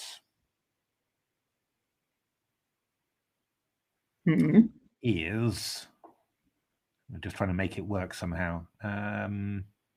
It's not going to work though, is it? I was looking at Queen D6. That was the thing, or Queen E5. I'm not sure. Queen D6, let's say. And then after Knight F4, I wanted to try something like Knight D2. Ooh, trying to come in here. Let me just get a board actually, because yeah, or Knight A3, something like that. So Queen D6, Knight F4, and then let's say Knight D2 or Knight A3. Let's say Knight A3. It's quite a similar idea. I mean, the idea simply is that you can't defend the rook on C1, but you've got this move Rook takes C5, unfortunately, and then after Rook C5, you couldn't take the Queen because it's check, and then you went check, and take. Did you say Queen takes? Rook takes probably, I guess, but it doesn't really matter because we just go Queen D3. Queen D3. And then E6. So we can take on B5. Yeah, but he'll take on E6 and D5. Yes. Well, I might have Knight C3 at the end. I mean, I can go Knight takes B5 maybe. Then, then I've probably got Knight takes E6. I don't know. I mean, whatever. This is really, this is on the limit. To if this works tactically, then I mean, it's really very, very, very, very surprising, really. So, I think Bishop A3 is a really nasty move. I think White's well on the way to victory here. So, wait a minute. Wait. So Bishop H3 was the move that's been played. Yeah. And your other idea was that way? Yeah, but it's just the same. Rook takes C5. Same thing. Yeah, it's just always the same. You don't have to worry about it, and you go Queen D3. Now I've got Knight F3 check there. And then Knight G5. I mean, that's still kind of living. But but after knight d2, the point is after knight d2. Sorry, after knight d2, it's just total rubbish. After knight d2, rook c5, rook takes c5. You just take on d2. I mean, that's the problem, you know. And I could throw in a knight f3 check, but then you go king g2, and you'll take my knight on f3. So there's a real problem there. You know, there's a real tactical problem. So I think black's in big trouble. I think he probably missed bishop h3, and that's just rather nasty. Ooh, when do we think Freddie will play Magnus? Asking for a country. I don't know really. Yeah, I mean, impossible to say. Impossible to say. Let's check in on his game. Let's worry first about. Let's get Freddie. Worry about Mickey, yeah. beating IMs and then GMs after, and then Magnus will take care of himself. It's so we had just swapped queens. Yeah. G3, bishop f8. Mickey's going knight e2, and so Mickey takes off the first pawn. Okay, interesting. And Freddie's just given up the second one, the second pawn. Yes, he could have tried to protect it with bishop c3, but he's gone for knight f4. That's an interesting decision, and it's possibly a good one, I think. He doesn't have anything like if it takes. There isn't like any bishop c1 tricks against. I don't think so, because I think the rook goes back to d6 then. But actually, come to think of it. That might be you might be saying extremely deep things there, because so go for it. Rook d2. Let's put it on the board. Well. This could be a great mind thinking alike thing. So bishop d1. No, I don't think this is going to work, because if I go rook d8, for example, rook d8. Oops, not that. Rook d8. And you go knight e6, then I will take that. Will you now? You will. Oh my goodness, that's not going to be any good. No, and go rook d1. So afterwards, so that's not a good. That's no good at all. That's not a good one. But okay, let's have a look. I don't have a bad feeling about White's position here, really. So I'm not sure about bishop c1. Have a little think here. I mean, bishop c3 is quite is sort of possible. I'm wondering about rook c2, yeah. And I mean, I could go rook ec1 there. Yeah. ec1. ec1. Yeah. Well, I'm not sure, but okay. It forces the exchange of rooks, so let's do that. Choppy. Yeah, and what have we got here? You can go g5, for example, with White. I mean, I guess that black's a little more comfortable here, because two bishops and some weak squares there on the king's side. So I think this is. It was better to black because of the bishops, to me. Yeah. I mean, so maybe let's just go back. Although I suppose the pawns are isolated. It's not awful, but let's just have a look at bishop instead of after rook takes d2. Let's just have a careful look here to see what we can do.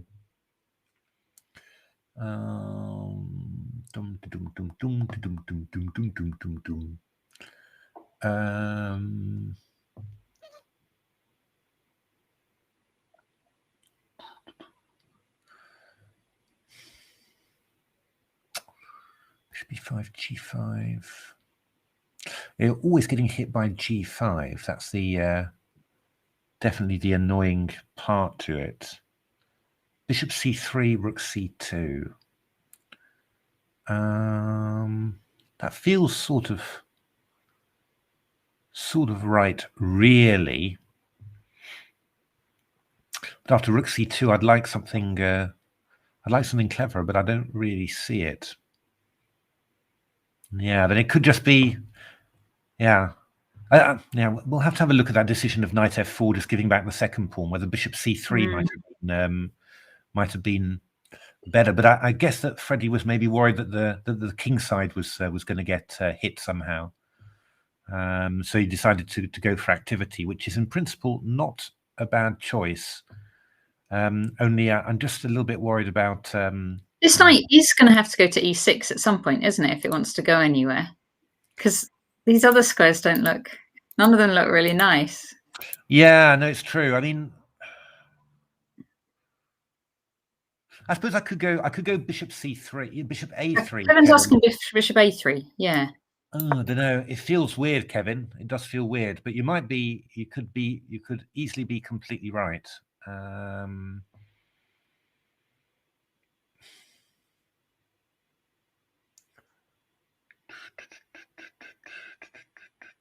Now maybe this is a good idea. I mean, rook f2. How do these tricks ever work? I mean, okay, let's have a look at the. I mean, black could go bishop e4, which is a possibility, just to keep control there, and that might be a little bit irritating. But okay, maybe we go. Is g5 going to be really dangerous there? Let's see. Not yet, probably. I guess because it's white to move. Maybe rook c1. I don't know. Let's try that one, and then g5. You think, or g5? I think now. g5. And see whether we can dominate this knight somehow. So you've got to go back to e2, I think, or maybe g2. G2 feels funny, but it's. I don't like my knight on g2. Yeah, it's just a bit out of the way. That's the only wondering about it. Whether that might be. Yeah, I suppose it could come back out to here. But I mean, you're starting to look at stuff like rook a6 here, for example. Bishop takes c5, takes, and then rook a2, which is quite scary, really. Yeah. I mean, this is feeling really, really, really very scary indeed for yeah. So I'm not sure. Maybe not a3 then. Yeah, bishop a3 is not clear. Not clear. Okay. Oh yeah. Oh dear. Yeah. Freddie's doing pretty well, yeah, but I'm not sure. I think Mickey's getting on top. I think, yeah, still a very interesting. Oh, what did Freddie do? He went bishop c3. Played, yeah. So it has gone bishop c3 and rook c2, which we it might be the most sensible, and then just rook ec1, get rid of that rook, and then just you're just going to play the resulting position. Yeah. I think that's. Let's where should we check in next? Or could you go bishop a? I mean, yeah. I think you've got to get rid of that rook on c2. If you leave it for too long, it's going to come back and bite you. You should go rook ec1 there, I think. Yeah. Let's see. Amir Abbas. Okay, so he didn't. Well, actually, this is black did the right thing here, trying to go for for a6 b5, and then now he's playing knight f8. He's going to play knight f8 to h7 in order to try and get rid of that knight on g5. That's a very decent idea. Rook a2 was a bit mysterious there. Yeah, I'm not sure. What is white going to do now? b3.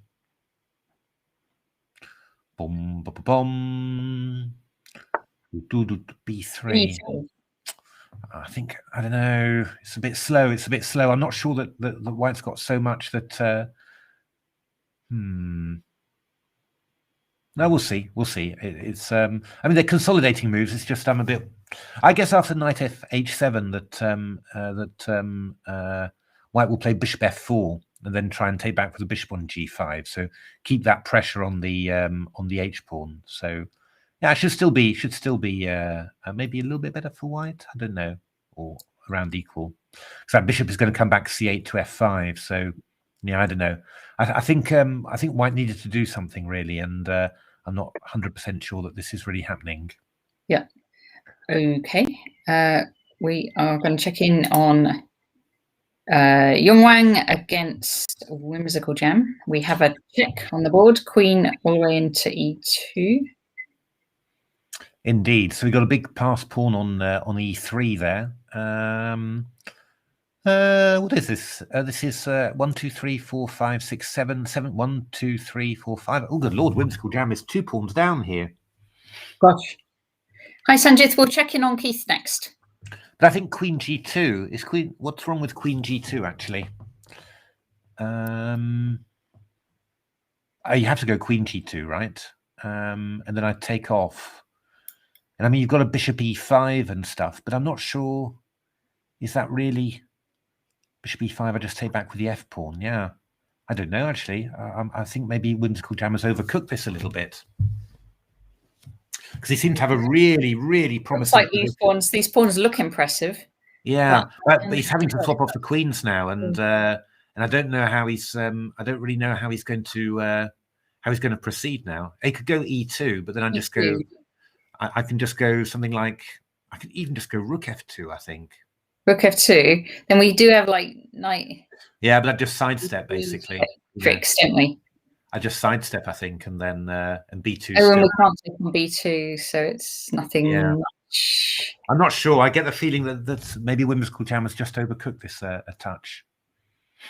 All right. Okay. Let's check back in on Keith. So right. Keith Yan. Diamond Knot has offered a draw.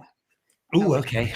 I don't think that Keith will take that, to be honest, because I think that I think that Keith is clearly better here. Yeah. So we just left it on Bishop H. Oh my goodness, with a whole load of arrows. Bishop H3, Rook E8, defending Knight F4, and King F7. Yeah, I mean it's a decent draw to offer. If you're going to offer a draw, you might as well do it now. But in principle, I would think that Keith would carry on here because I think he is clearly better here. A beautiful knight on F4, bishop on the H3. But of course, you've got to work out that it's always the thing. I mean, this is where you stop in analysis and say, and white is better. But in a practical game, you've actually got to go ahead and actually work it out. And that often that is often. Actually, what I don't know is if this game, say Keith's game were drawn and Mickey managed to win, they would be then. Oh, who would be equal on points?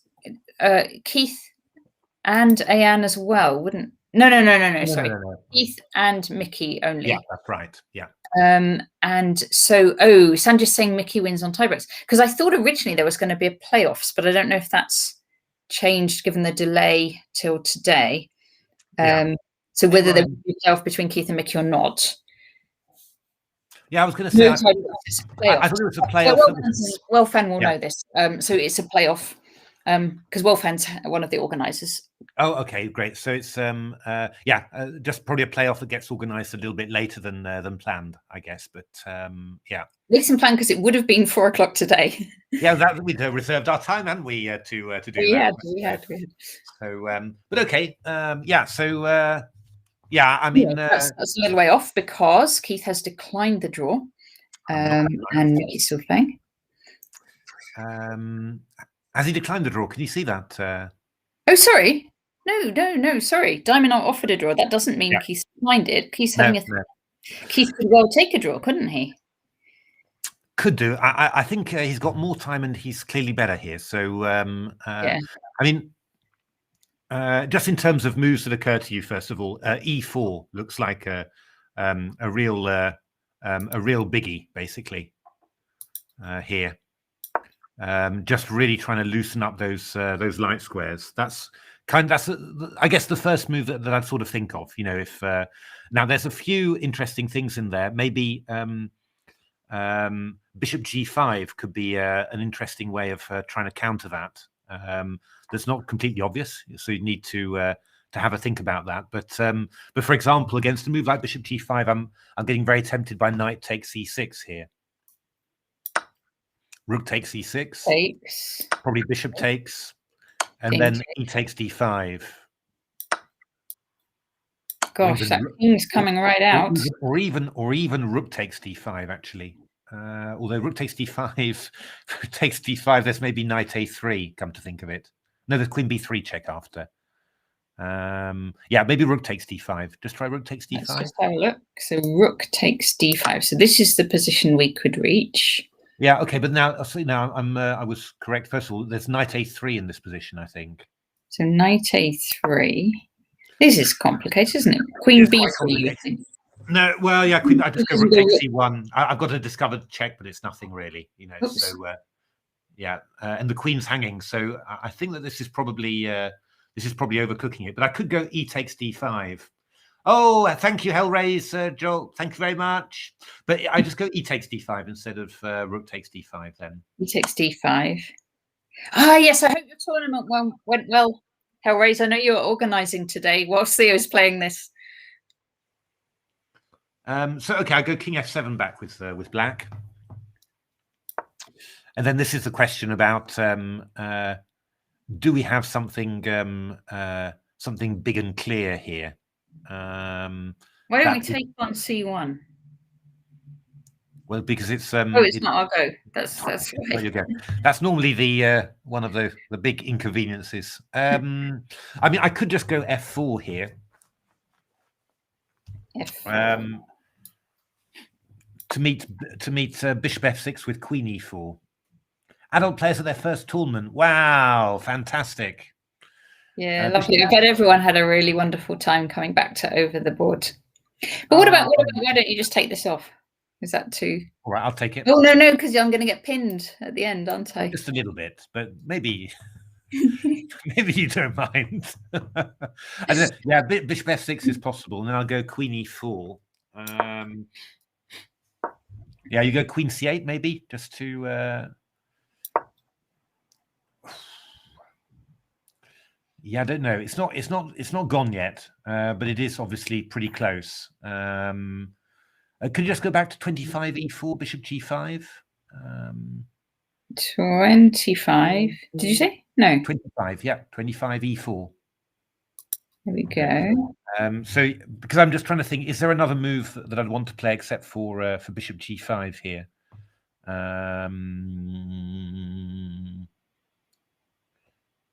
I'm doubting it somehow. I'm really doubting it because d4, I can do something maybe even like queen b3 or knight d3. I mean, it just starts looking really horrific for black. So I think if you go e4, I think you've got to fight. You know, stand and fight and go bishop g5. I think that would be the most. But I mean, I'm even thinking about going after bishop g5. I mean, even e takes d5, bishop f4 is maybe a little bit too risky. But I could go because I'm sort of thinking, you know, I could go bishop e6. You know, king g7. Bishop e6 and king g7. No. We're looking at e takes d5, bishop f4, and then bishop takes e6. Right, where are we? So bishop g5, 27, did you say? 26. So e takes d5, yeah. Bishop takes f4, bishop takes e6 check. And de looks interesting. King g7. But yeah, gf, queen f4 is a little bit... maybe feels a little bit loose somehow. Although I've got queen a1 checks and stuff like that. I mean, yeah, this even this looks better for white. So I think really it's a question for Keith of which one does he want really. But I think e4 he has played a move actually, so he must have declined the draw. He's played e4, yeah. He's played e4. Okay. Yeah. All right. This is I'd say this is close to winning for white. I think it's still complicated, but I think it's really powerful. Yep. And I think Diamond Nought needs to sort of take some sort of drastic action now, otherwise the whole position is going to collapse. So yeah, so we've been looking at bishop g5. Yeah. Other drastic things? Hard to say, really. Hard to say. Yeah. All right. Let's check in on Freddie and Mickey. So we saw when we last saw it, black had the rook in on c2. We were like this. So Freddie did play the line we were thinking, rook here, takes, and then Mickey played bishop e4. d2, rook a6, bishop e3. So white's trying to kind of liquidate as many pawns as possible. Yeah, this is quite sneaky actually. So the idea is to play after rook takes a2. You'll go knight e6. That's the idea. Yeah, because you can't go bishop c5. You'd end up with this horrible back problems. Yeah, but I think you'll aim to go knight e6, and then if you go bishop e7 or whatever, then I might go bishop takes c5. I don't know, or I might just go knight takes c5. Yeah, so you take on here anyway. Yeah, something like that. The only question is that I suppose black plays bishop f3 or something, and it's long term, isn't it? This problem on the back rank. Yeah, this is the problem. You've just fallen into a situation where it's just long term tricky for white. Quite difficult to get yourself free. So yeah. Because there isn't really a way. Yeah, there isn't really a way to break out of it. If Mickey does do this bishop onto f3. Yeah, I mean you're going to be playing with tactics with your knight, trying to hit stuff and make it difficult for white. But in principle, for black rather. But in principle, black's quite in control here, really. So, but okay, I mean, it's not lost yet. It's just right. I'd say clearly better for black. And you're just going to try and hold that, I think. Okay, Ferrari fan against Schlock. Oh yeah, Ferrari fan. So this has gone quite well. All the same. For Ferrari fan. For Ferrari fan, rook f5. I mean, rook c8 check feels quite natural, really. We're going to pick up, but I suppose I've got to watch out for your light squares. I suppose. I suppose without really. Well, there's some sort of little counterplay here. I can't see anything. I was expecting something kind of decisive, where you just sack something and fork something, but I'm not seeing it yet. Yeah, what would we do? I mean, black's going to go rook af8 and then try and hit you on f2. So you just need to be prepared for that. I mean, I could go rook c8, and then after rook takes, black goes rook f8, forced. And the only annoying thing about it is that black gets the threat of queen b1 check. That's what I'm a bit upset about. Yeah. But maybe it's not so bad. Maybe I just go rook c7 after you go. I go rook c8 checked, back to f7, and maybe that's. Because how many pawns is it? 1, 2, 3. It's only one pawn. One pawn, isn't it? I'm being a bit. I have a feeling I'm being a little bit careless about this. But yeah, rook c7, and then rook f7. I guess. Do you have to? Oh, you do. You can't check because you this. Yeah. So I'm just threatening, and I'm threatening d5 really. So I guess you have to go rook f7. Okay. But I mean, I could. Oh well, white could draw, but white doesn't want to.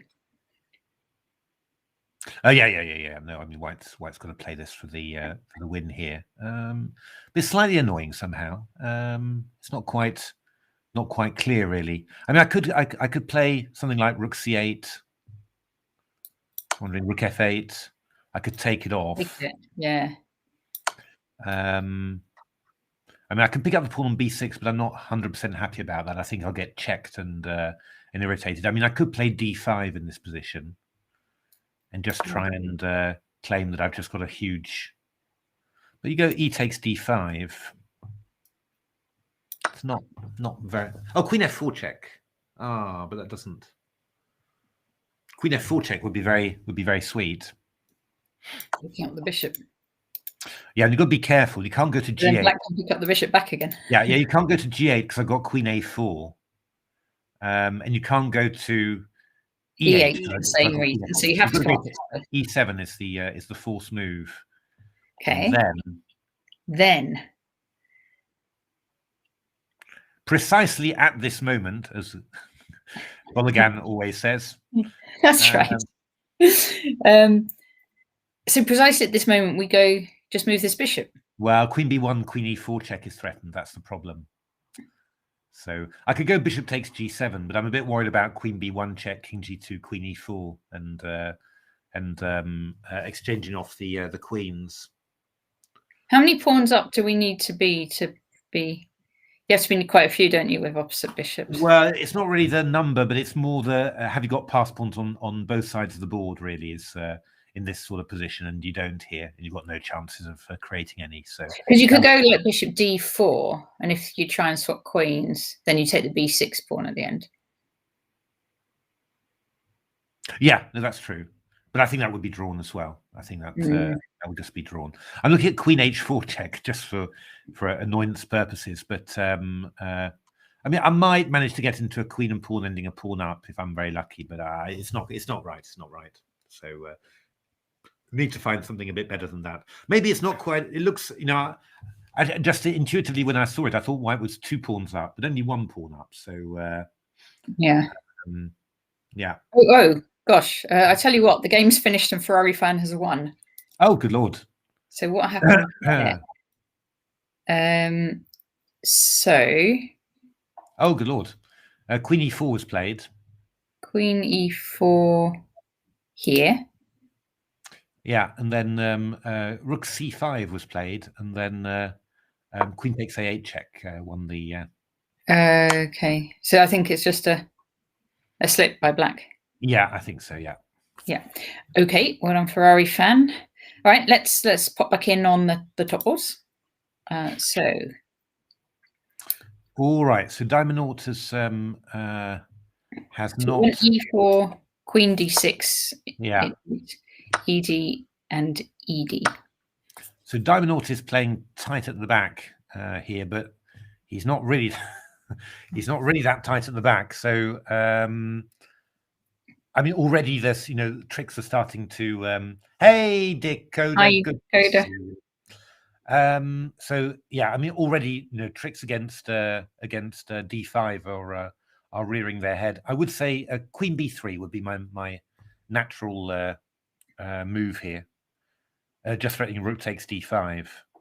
Keith's done bishop g2 is also probably very powerful as well. Trying to think. Well, I think you're gonna. Well, yeah, you're just gonna have to give back. You're gonna have to give up this pawn on d5 somehow. Because if you play something like d4, I'll go queen b3. I think. Yeah. Or actually, no, d4. I've got rook takes c4. Come on, Matthew. Rook takes c4 and bishop d5 check. So that's just horrible. Well, it's just lost. So yeah, and bishop d5. So it's a big threat, really. So. I think you have to go knight b6 simply. I can't think of another move. Just to defend. Yeah. Okay. Yeah. Well, yeah. Right. Why not? But I mean, what am I? I just sort of thinking. I've got everything in this position. I mean, probably knight d5 is just winning. I think. He's done it.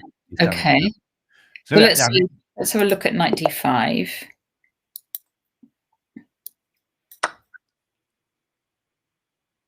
Because I mean, just to explain, after I can go rook takes c5, so instead of knight d5, and go rook takes c5, but then black takes with the queen, and then knight d5.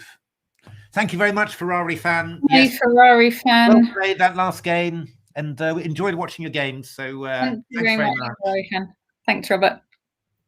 So knight takes c5, but I don't need to take on d5 now. So I could. You never know. I might be able to find a decent move like rook e2 or something like that, that gets counterplay. Okay, let's have a look. Rook e2, hitting here. Yeah, and I think that's quite unpleasant or annoying. I mean, you can go knight e3, or something like that. But I don't know. I just have a feeling of black's got more here than he should do. Maybe I go king g7 just to get out of the way, and then I just keep on. I've got counterplay somehow, I mean that just so I don't want to allow that. So what I was thinking of then was to go instead of was to go knight takes d5 immediately, with the idea that if knight d5, then I can just go rook takes c5. Take c5. Yeah, and I can go bishop takes d5 afterwards. Maybe even rook d5 could be powerful, and then take on b7, and then maybe I'm quicker on stuff. I've also got to pass b pawn as well. I don't know. I mean, yeah, you can still go rook e2 here, so that is absolutely possible. That is not interesting position. Actually, you're going to get these opposite coloured bishops. Yeah, and probably the white kings may be safer than the black, but the black pieces are lined up against the white king. Yeah. So I mean, maybe what I'm going to do is just I'm just going to go after knight takes d5. If you take with a knight, we'll just refine that slightly, and I'll just go. I might just go rook takes d5 maybe. So rook here, and after rook takes, I'll go queen b3 maybe. Queen b3. And the idea is simply that that you're more passive. Now, what I've just noticed actually is that that can't work. Is to go rook e5. This one. Yeah. So rook d1. That was the idea, and then king e6 here. Just king e6. Yes. Okay. King e6. Which is an interesting little idea. Can I go so f4? We can't. Which one? F4. F4 was what I was thinking. How is that? Queen c5. Because queen c5 check I've got. But I guess I can throw in an a4 or something. I could go queen c5 check and a4 then. Queen c5 check. King h1 a4. Oh, whimsical jam. Oh, okay. Very good, very good. So whimsical jam was actually a chess kid name. A4, and this would be irritating. They do good names on Chess Kid, don't they? Yes. This would be irritating. Yeah, as in I think probably losing for white. So really? Okay. So yeah, if the queen had to move away to F, we can take on d1 or something. Take on d1. Yeah, that just wins. So wait a minute.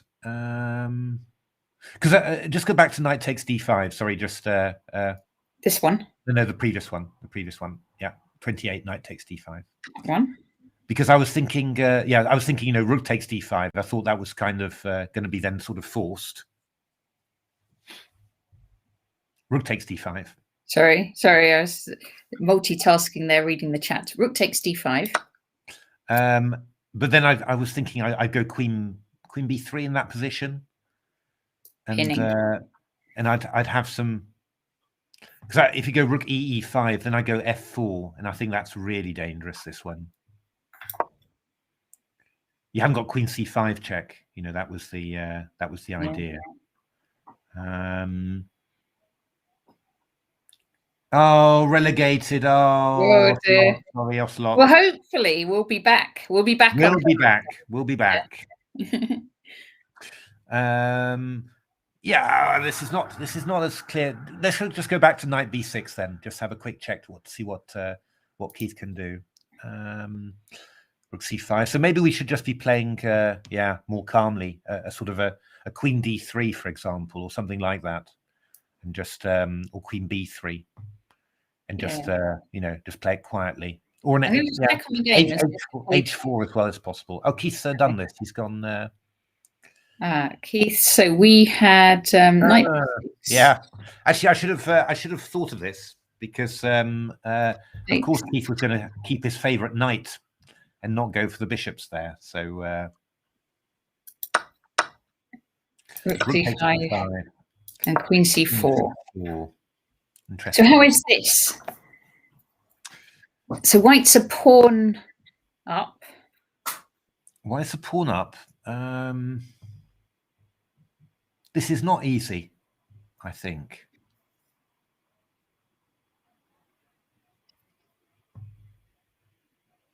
Yeah, this is going to take some technique, I think, but obviously that's something that Keith is pretty good at. Keith has it. He's pretty good at it. But yeah, I mean, so we're not going. Keith's not going for the opposite coloured bishops here. So he's going for his knight. I'm just wondering slightly, just in the current situation, I'm a little bit nervous about it because I'm wondering how stable that knight is, you know. And but okay, maybe we just need to do some consolidation with white, and then it'll all fall into place.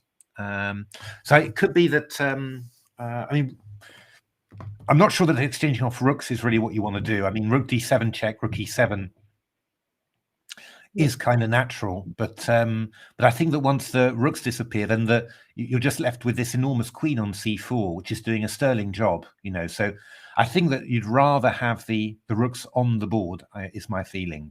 Well, Keith prefers having his rooks on the board to the queens, although you do, like traditionally you're told queen and knight against queen and bishop is a good idea. Yeah, no, that's definitely true. So I mean, I think just in this specific case, I think the black queen looks nice, doesn't it? On that really well played. So I would I mean, that sort of what ideas am I thinking of? I've got queen d1, which is one possibility, just trying to but I don't know whether that's, I mean, queen a2 is possible, and then but I'm hoping that I've got some, you know, some danger when I go rook d7 or something like that, but I'm not, or queen f3, I'm not 100% sure that's possible. Yep. The other idea would be just to go something maybe like rook d1, which looks a little bit passive, but I can get my knight into d5 basically. Yeah, and yeah, I'm not worried anymore about, you know, about any hits against the knight on f4. So this is quite still quite a bit of work required here. But Keith's got more time. Hi, Caroline. Hi, Ryan Paul. Hi, Dildo Gaggins. Fine. Okay, so we have let's look at Frederick. Yeah. So okay. Oh, that was clever from Mickey. That was very clever. So after knight e6, we were just saying bishop e7, but Mickey did something much cleverer. He went c4. Okay, c4 here. And after knight f8, there's going to be c takes b3 and b2. Yeah, so we can't allow that. Yeah, and you can't take with a rook because of rook a1. Well, yeah. Actually, he could have taken with a rook. Maybe bishop d5 actually is the move that's the problem. Yeah. Oh, Mickey. Oh, it's all coming back to me. How this is what you always get against Mickey. So yeah, so b takes c4, but that means now that black's got a very dangerous passed a pawn. So bishop a3, rook d1, bishop e7, knight d4 from Freddie, and bishop f6. Yeah, this is a very difficult ending for black. Obviously, for white rather, the two bishops. But okay, I mean, we could have a look at playing. We could have a look at playing something like c5. I mean, that feels kind of natural. Yeah, you got to get your c pawn up, haven't you, just to create some threats the other way around. Yeah, the only problem is after c5, I think, will Mickey play rook a4? Maybe rook a4 here, just to keep an eye on the knight, and then after c6, he'll go rook c4, and then that pawn's under control, and then afterwards he's going to start playing for a5 or something like that. Yeah. So I'm not sure. We need something. We need push 'em baby. Some say to the episode. I'm not sure. I mean, it's all going to be tactics, really. Whether you can, whether you can hold that or not. I mean, you could say something like knight b5 afterwards. Yeah, c5 played. I mean, I'd expect. You know, my intuitive expectation then is, well, I mean, actually, there's. Well, c6. I think you've got to get that pawn under control. I was looking at going g5, but I think c6 is getting a bit risky. So rook a4, I'm expecting. Yeah.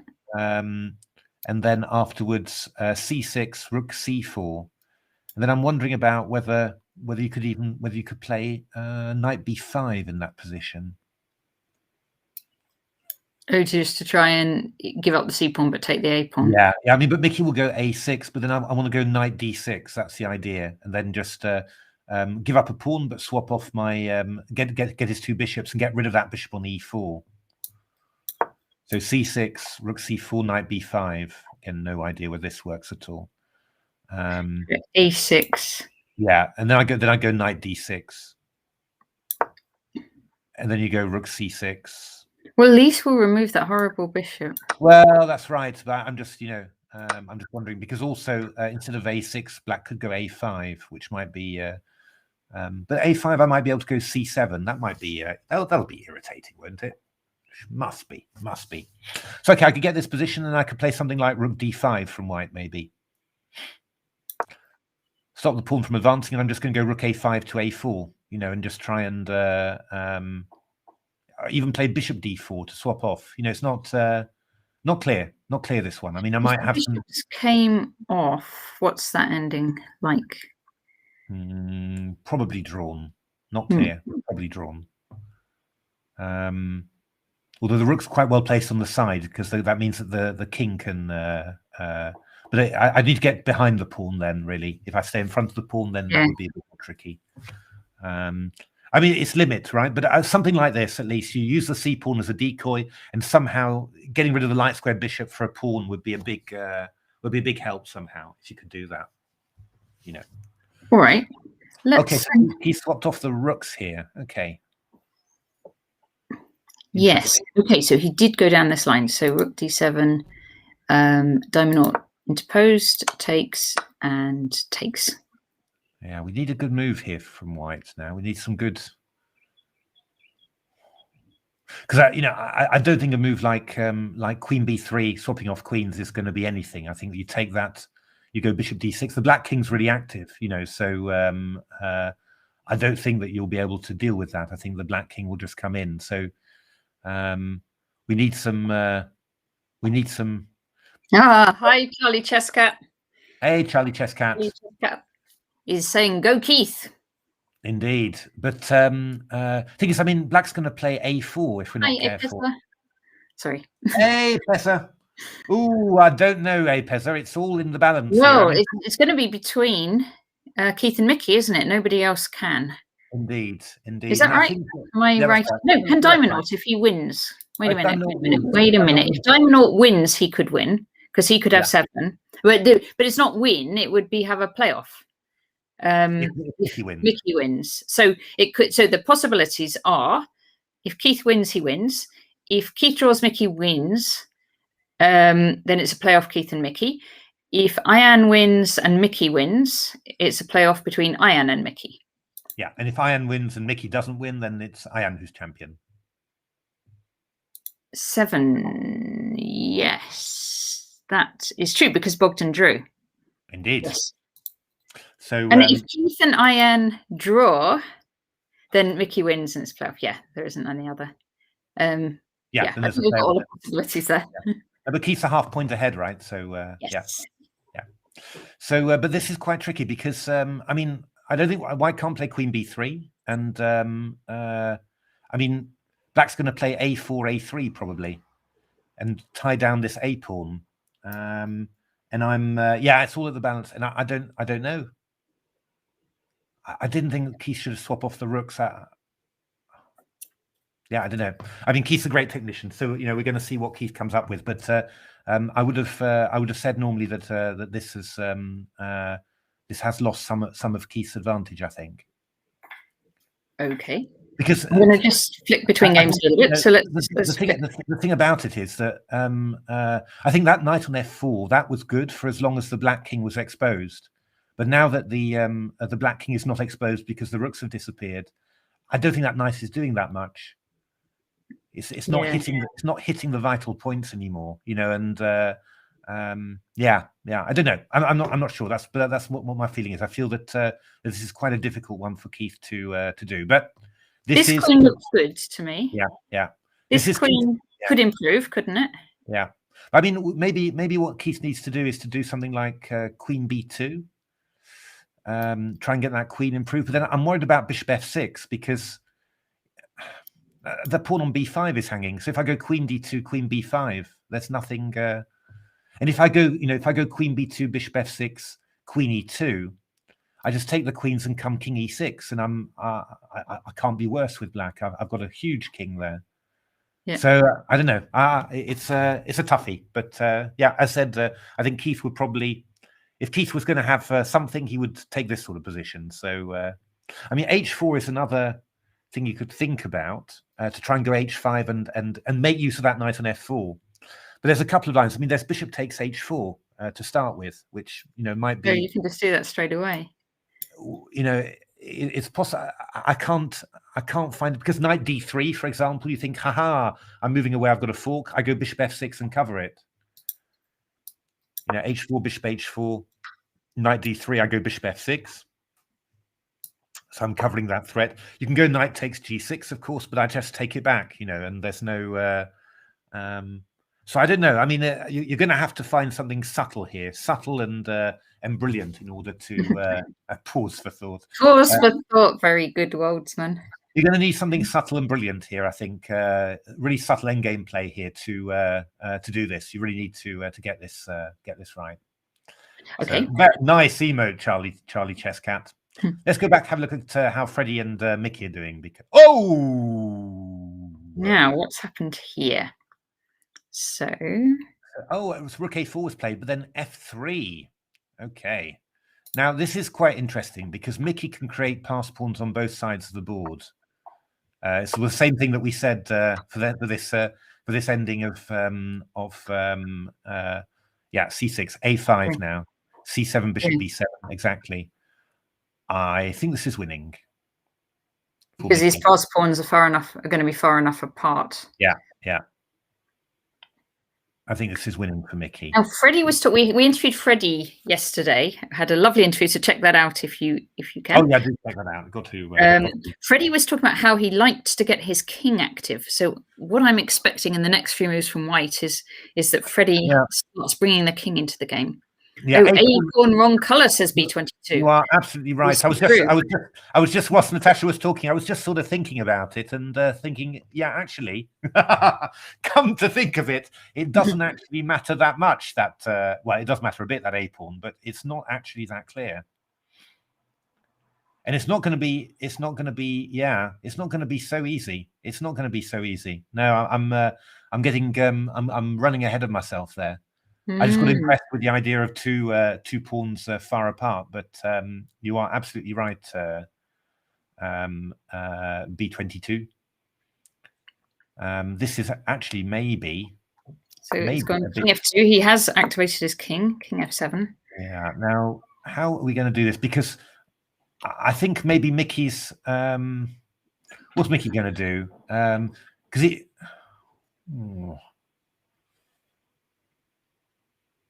What's Mickey going to do here? I mean, I go h4, g6, king e3, king e6. I go king f4. I mean, actually, it's not even easy to actually get those pawns started.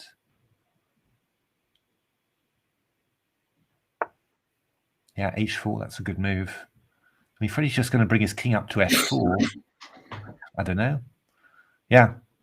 I was thinking that's going to be winning, but yeah, just all sorts of other things are coming in my mind now. So yeah, you're surprised about the rooks coming off, or Sonia? Yeah, I'm wondering when black. I sort of believe Mickey, I think, but when 34 f3 was played, what actually happened there? Because that was a move I hadn't expected. So what happened was bishop takes d4. Yeah, that's right. But maybe f3. Maybe f3 was a nasty move. Just gets after h4. We got h4, move 40. Yeah, maybe f3 was a nasty one, because if the bishop moves away, I would have had something like. Well, actually, yeah. Where does the bishop move away? I mean, bishop d5, maybe. Then knight f5. I would have taken on f3. How would that have been? The king's obviously free there, so don't know. Ooh, wow, this is thrilling. King e3 played in the game. Let's pop back to we were there. h4 came in, a4, and king e3. So, all right then. So, what is going to happen here? So, Well, let's say a3. I will play king f4. Feels like, and you'll go g6, for example. And then the question is, I can start. I mean, I really can start swapping off pawns here. h5. Yeah, h5 is probably quite a good start, actually. And then afterwards, I'll go g4 afterwards. I mean, you can go bishop c8 to stop me. I was wondering whether, yeah, I mean, you might go, maybe you'll go bishop c8 to stop that anyway. Yeah. Takes back. I put my king on g5 simply. I mean, this is not going to be working. How's black going to go and get a pass pawn around here? It's not going to be, well, although, you know,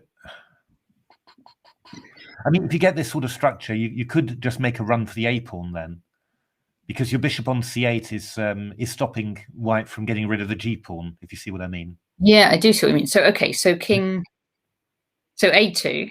A2 will play. There. A2, bishop a1. It's a long march to the a pawn. But what we could probably, could we? As long as we get both those, we're not going to get both of them. We're just going to get the one. Well, I mean, you know, I was thinking I could go king e6, takes king d6, king d5. Yeah, you've got to watch out a little bit, because I want to come round to f3 and then take that pawn on g3. But you've got bishop e5 always to defend it, so yeah, I'm going to come in and try and take your bishop. Yeah, I know. And you're gonna defend. Nah, this is rubbish. I'm not getting this at all. Crumbaloonies. This is maybe yeah. Who knows? This is maybe You're on. Could be. Okay, let's look at the other game as well. Arco and Ian. So knight g2 was played from Keith, trying to reroute his knight. Bishop c5 played. Knight e3. Takes. Queen e6. That's a strange move, queen e6. Why strange? I would have just gone a. Oh, he was trying to go. He's just threatening this pawn. I would have gone king e6, to be honest. I think maybe. Oh, although maybe Keith was going to go queen b3. Was Keith going to go queen b3 then? King d5? I don't know. King f2 played. This is not a very easy ending to win by any means. But yeah, he's still +1 pawn, right? Yeah, he's +1 pawn. So yeah. We'll see. Keith has all the chances. Keith has all the chances. I mean, this is basically, an ending a pawn up. Objective chances, not 100% sure. But yeah. You know, I mean, maybe Black will play a4 in this position just to try and tie down the a pawn. That is probably a good idea. Remember, if Mickey does draw, Keith only needs to draw to avoid a playoff. Yeah. Yes. Yeah. So very interesting there. So yeah. Just I mean, in the other games, Drunken Knight has managed to win that game. He was looking good. He was looking good all the way. Ferrari fan we saw, didn't we? Okay, let's have a very quick look at Phil Brooks against Testarossa. Oh, that's looking very nice for white. 2 pawns up, 2 bishops, dodgy king, dodgy pieces. So that's looking very good. And chess queen Tashika Aurora against. Oh, this looks good for white, which would be. Knight is Tashika Aurora, right? Yeah, we're looking at it from the black side, aren't we? I find it really confusing with the. It's this one, isn't it? And I just flip it. I think it was because we were looking at it from the black because Jonathan Mackay logged in before Tashika Aurora. Bologan always insists on when he's got black repertory books on having all the diagrams from the black side, and I find it horrific. Oh, I can't cope with it. I like to see it from the side. If I'm playing the black pieces, I like to see it from the black side. No, I don't really hate it actually. It's let's have a look. What have we got here? Yeah, I mean, this is just winning for white in principle. You've got to be a little bit careful because, you know, those the king's active. There's going to be some checks and all that. But in principle, oh, bishop a5. That's a sneaky move. So probably put the king on h5 now, maybe. I guess that's more or less the only move. And now f6. So and you're threatening f7 now. That's probably more or less terminal, I think.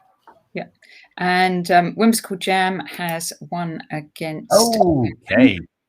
My goodness, that was pretty unclear, but well played, Whimsical Jam. Good. Okay, let's check back in on Keith. Oh my goodness, Theo had 4 games a day, and he had a 4 games day today. 4 games. So junior. I'm imagining that's 1 in the junior tournament, 2 in the World Youth, and then 1 tonight. Yeah, and so I think the World Youth carries on, doesn't it, for another 2 days or a little while anyway. And but at least this tournament's over. Yeah, no, that's crazy, but no, I think you will have learned a huge amount from that. So definitely. Okay, Diamond Naught, Queen f6. I'm not sure about this. Oh, maybe Queen c3 now. Oh no, there's Queen b3. I think he should have played a4 earlier. I mean, this is you know, queen and pawn endings are tricky, and I wouldn't have imagined that Diamond Naught, being a junior, has had much experience of queen and pawn endings. So this could be. He played some last year. I think he played some ending. I mean, he plays quite a lot, doesn't he, Diamond Naught? Yeah, but I mean, Keith's been playing for. Yeah, I didn't say he'd have as much as Keith, but yeah, he's not a beginner either.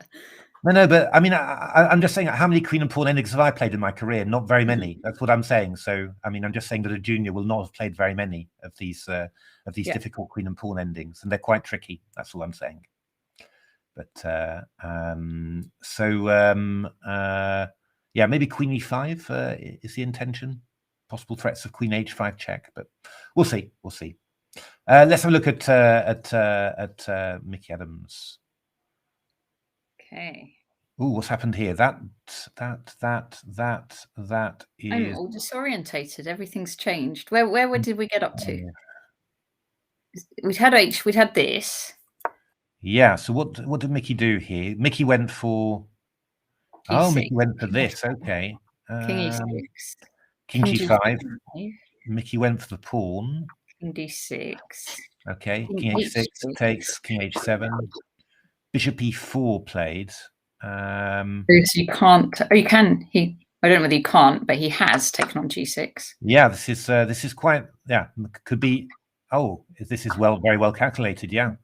King g5 takes. Yeah, we've calculated it beautifully. Mickey Adams off the draw. My goodness me! Let's say, wow. Before anything, very well played, Freddie. Well played both. Let's just see how that went. Okay, so King takes g6, f4 check, takes here, check. Picking up the pawn again. Yeah. And then King f6 afterwards, and Bishop e5. Yeah, very impressive. Very impressive. Wow. Fantastic, Freddie. Well played. Yeah, hard luck, Mickey. Hard luck, Mickey. But yeah, very well played, Freddie. I think that's Freddie is just definitely a name to watch out for. Indeed. Yeah. If you want to see an interview with him, hear him talking about chess, we had an interview with him yesterday, and it was very really impressive. Like, he has so many different ideas and strands to his game, and every position reminded him of other different positions. Yeah, no, very impressive there. So actually what Keith needs to do now is to draw. He just needs to draw. So he might, if he's, I guess he will see that this other game has been drawn. So if I were Keith, I might just offer the draw. Yeah, I think Keith will take the draw now, really, way too bad.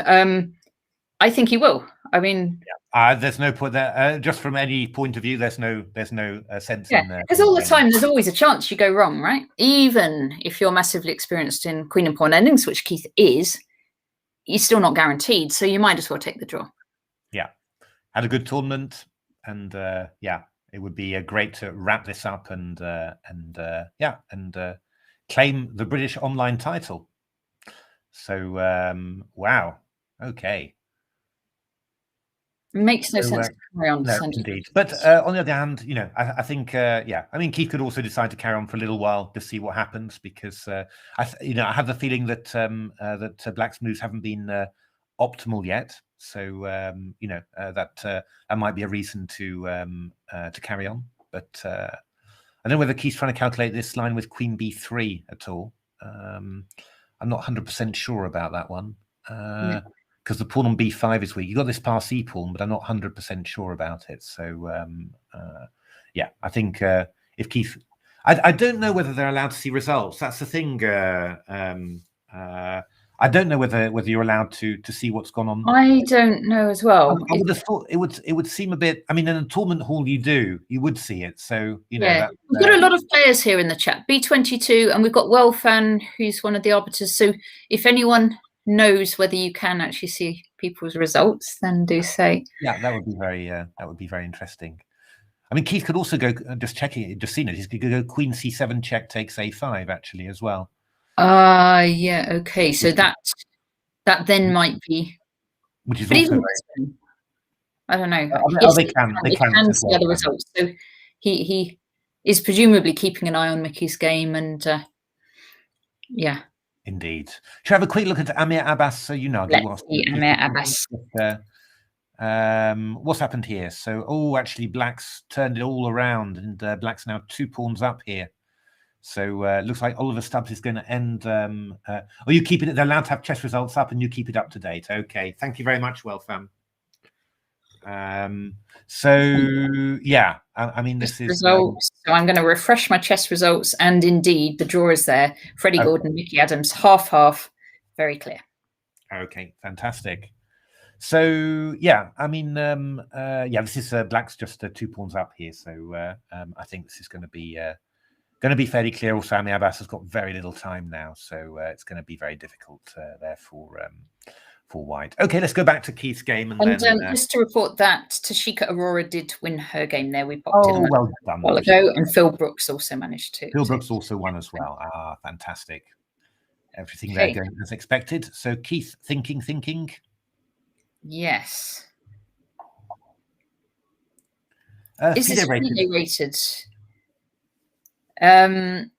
Is it FIDE rated? I think it must be. You know, ECF Online rated. Is it FIDE? Mickey's game was a draw. The Yarborough. Yeah. Do they have online FIDE ratings? You'll know, Matthew. I don't know. No, I've no idea. No, I think it's definitely anyway ECF Online rated.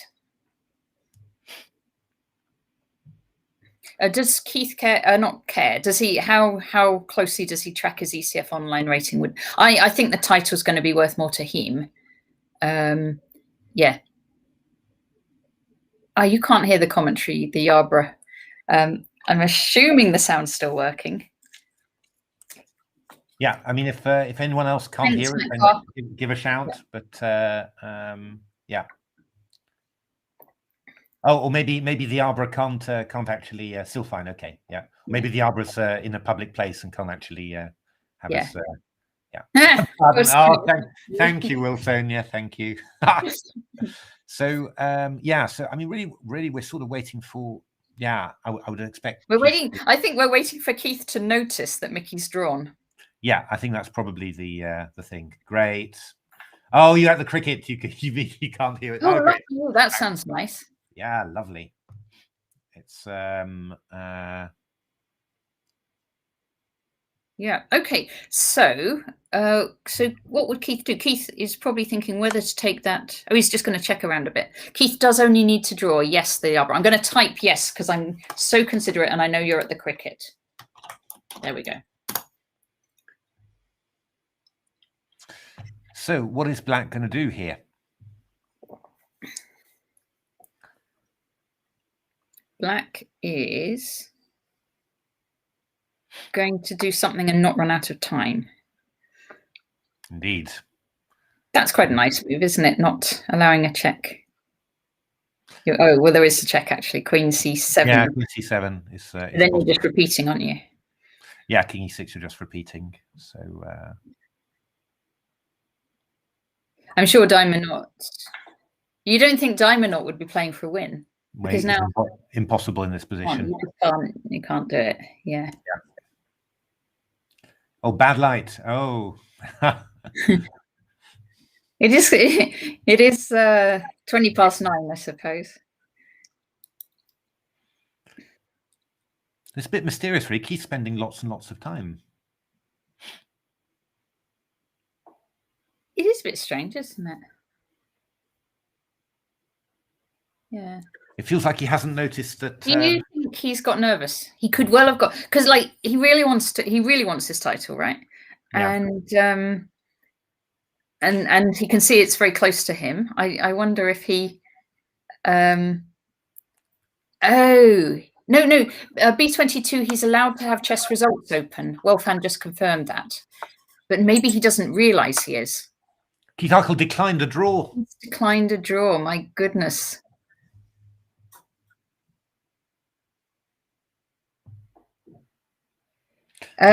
Must be Freddie is a very strong player. A very, very promising junior. Listen to the interview with him that we did yesterday, and you'll see he's not really. Whilst his rating might be 1759, he's way stronger. So, okay.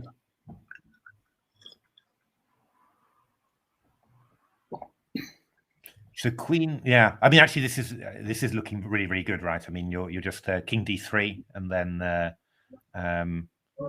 if black tries to take the pawn in h2, you're going queen b6 takes b7.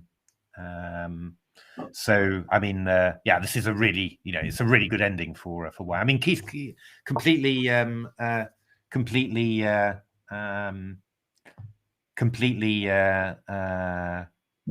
Keith is completely justified in playing this for a win. It's just, yeah. But I wouldn't be surprised if he just won this because, I think. But okay, we're going to have some checks. Yeah, we're going to have some checks. So not really sure where we should go. King d4 looks the most natural. One check, king c5, king c4. You're just going to play around a little bit, but so we think this should end a draw as soon as Keith knows. Yeah, he's declined a draw. He has declined a draw. Well, you can't know whether Keith knows, if you see what I mean. Yeah. Okay, but I mean, this is really, this is of course probably winning, although there's a lot of checks now. Yeah. I mean, I do hope that. I mean, I do hope that Keith. I don't want Keith to overplay his hand. Yeah. I mean, he wouldn't go banana because he knows the draw. Even if he goes king e4 now, black has queen d5 and then queen f5 mate. Yeah, I wasn't saying that one. There's also queen c3. There's also king c3, queen e1 check. Oh, seriously, Keith, you should take a draw at this point. You should take a draw, Keith. Trust me on this. There is no. But what's Keith doing with his time here? 37 seconds. He's nervous. He's massively nervous. That's what's happening, and that's what I think. Come on, Keith. Come on, mate. Yeah, in an OTB, Keith would know, of course. Yeah, it's slightly. Yeah. It's slightly trickier with online. That's fine. Yeah.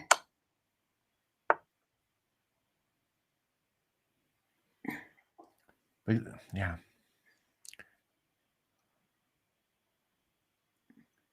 Come on, Keith. Have a look at the.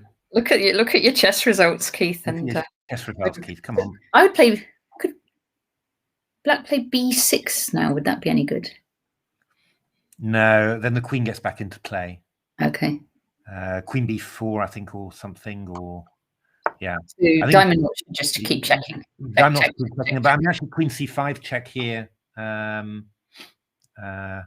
Yeah, I mean, that's a good thing. I mean, you should be able to see, you should be able to see what's going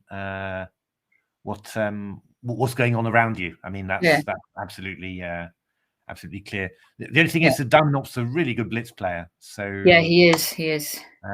So yeah, and Keith hasn't got that much time. Keith's is a good blitz player as well. I mean, we've seen him at the Quarantine League, no problem. But Howell's saying, David saying, Queen D5 check rather than. Oh Queen. yeah, oh god, yeah, that's true. That is true, actually. That is absolutely true. Yeah, you are absolutely right. Okay, that would almost be better. Simply, you know, just yeah, just get the draw.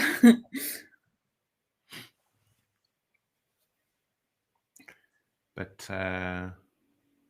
okay, I think here you better take that damn draw, Keith. I think King B2 here is just oh, okay. King B2 would have been sensible, I think. King C3. Okay, that's not bad. That's not bad. So there's what checks now? There's not checks. Huh? No, it's a bit Queen E4, King D2. Oh, he went Queen G2, but Queen D5 he should have played. That would have been the normal move. Yeah, okay. So Black's played it a little bit off there. So White's going to get his queen back in control. Okay, so Queen D5 played by An. Okay, so we got. I think we got Queen B6 check and Queen C7. This is Queen B6 check is just winning, I think. Yeah, it's actually just winning. Queen C7 played. What's that about? I don't know. Oh, okay, no, it's fine. Queen B5. Right. Queen takes B5. Queen C4. He goes Queen C4. That's the idea. Just Queen B6 check. You could get the same thing with. I think. Yeah, or maybe he was afraid of King F5. It's possible. Queen A2. Okay, Queen C4 check now. I think is just winning. Yeah. Yeah, but this is just winning. Yeah, well, Keith's going to do it in style. Well done, Keith. thanks, Keith, for giving us all heart attacks, you know. Oh, G4 now. Easy. Yeah. Well done, Keith.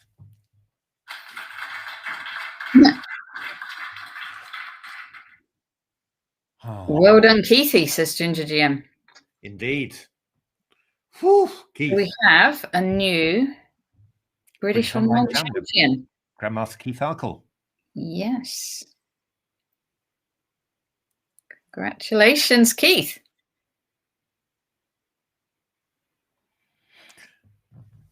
And fantastically well played by Damonot too. Yeah, great struggle. Very interesting game. Yay! Well done, Keith. Well done, Keith. Congratulations. Fantastic. Yeah. Okay. Jonathan, just at the end you came in. Ha! Well, you were there to witness the moment. So fantastic. Yeah, brilliant. Okay, so Keith Arkle wins the British Championship with 7.5 out of 9. Fantastic performance, just narrowly ahead of Mickey Adams with 6.5. And Bogdan also with 6.5. So they were equal second. Lots of really good performances. Just want to particularly comment on Freddie Gordon's performance throughout the tournament, including this draw with Mickey tonight.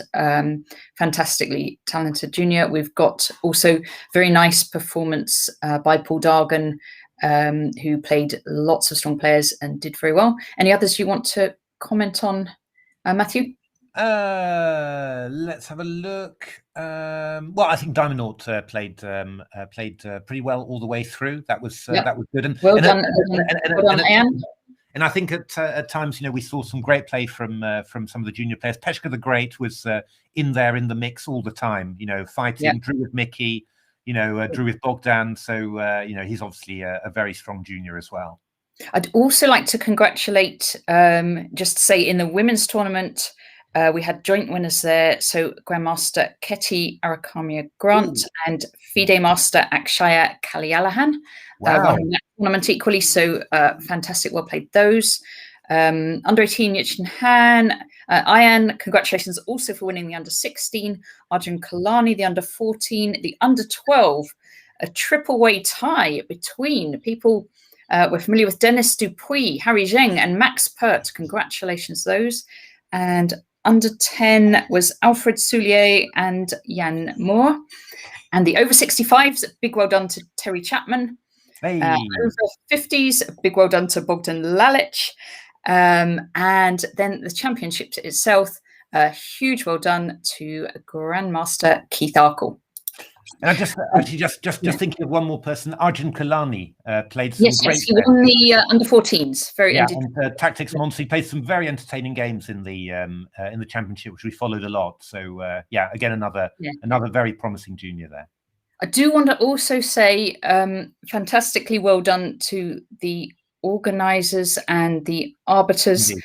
It's not easy at all running a tournament like this, and they are extremely dedicated. And so well done to them. Thanks also to everybody who played in the tournament and made it really nice like it is.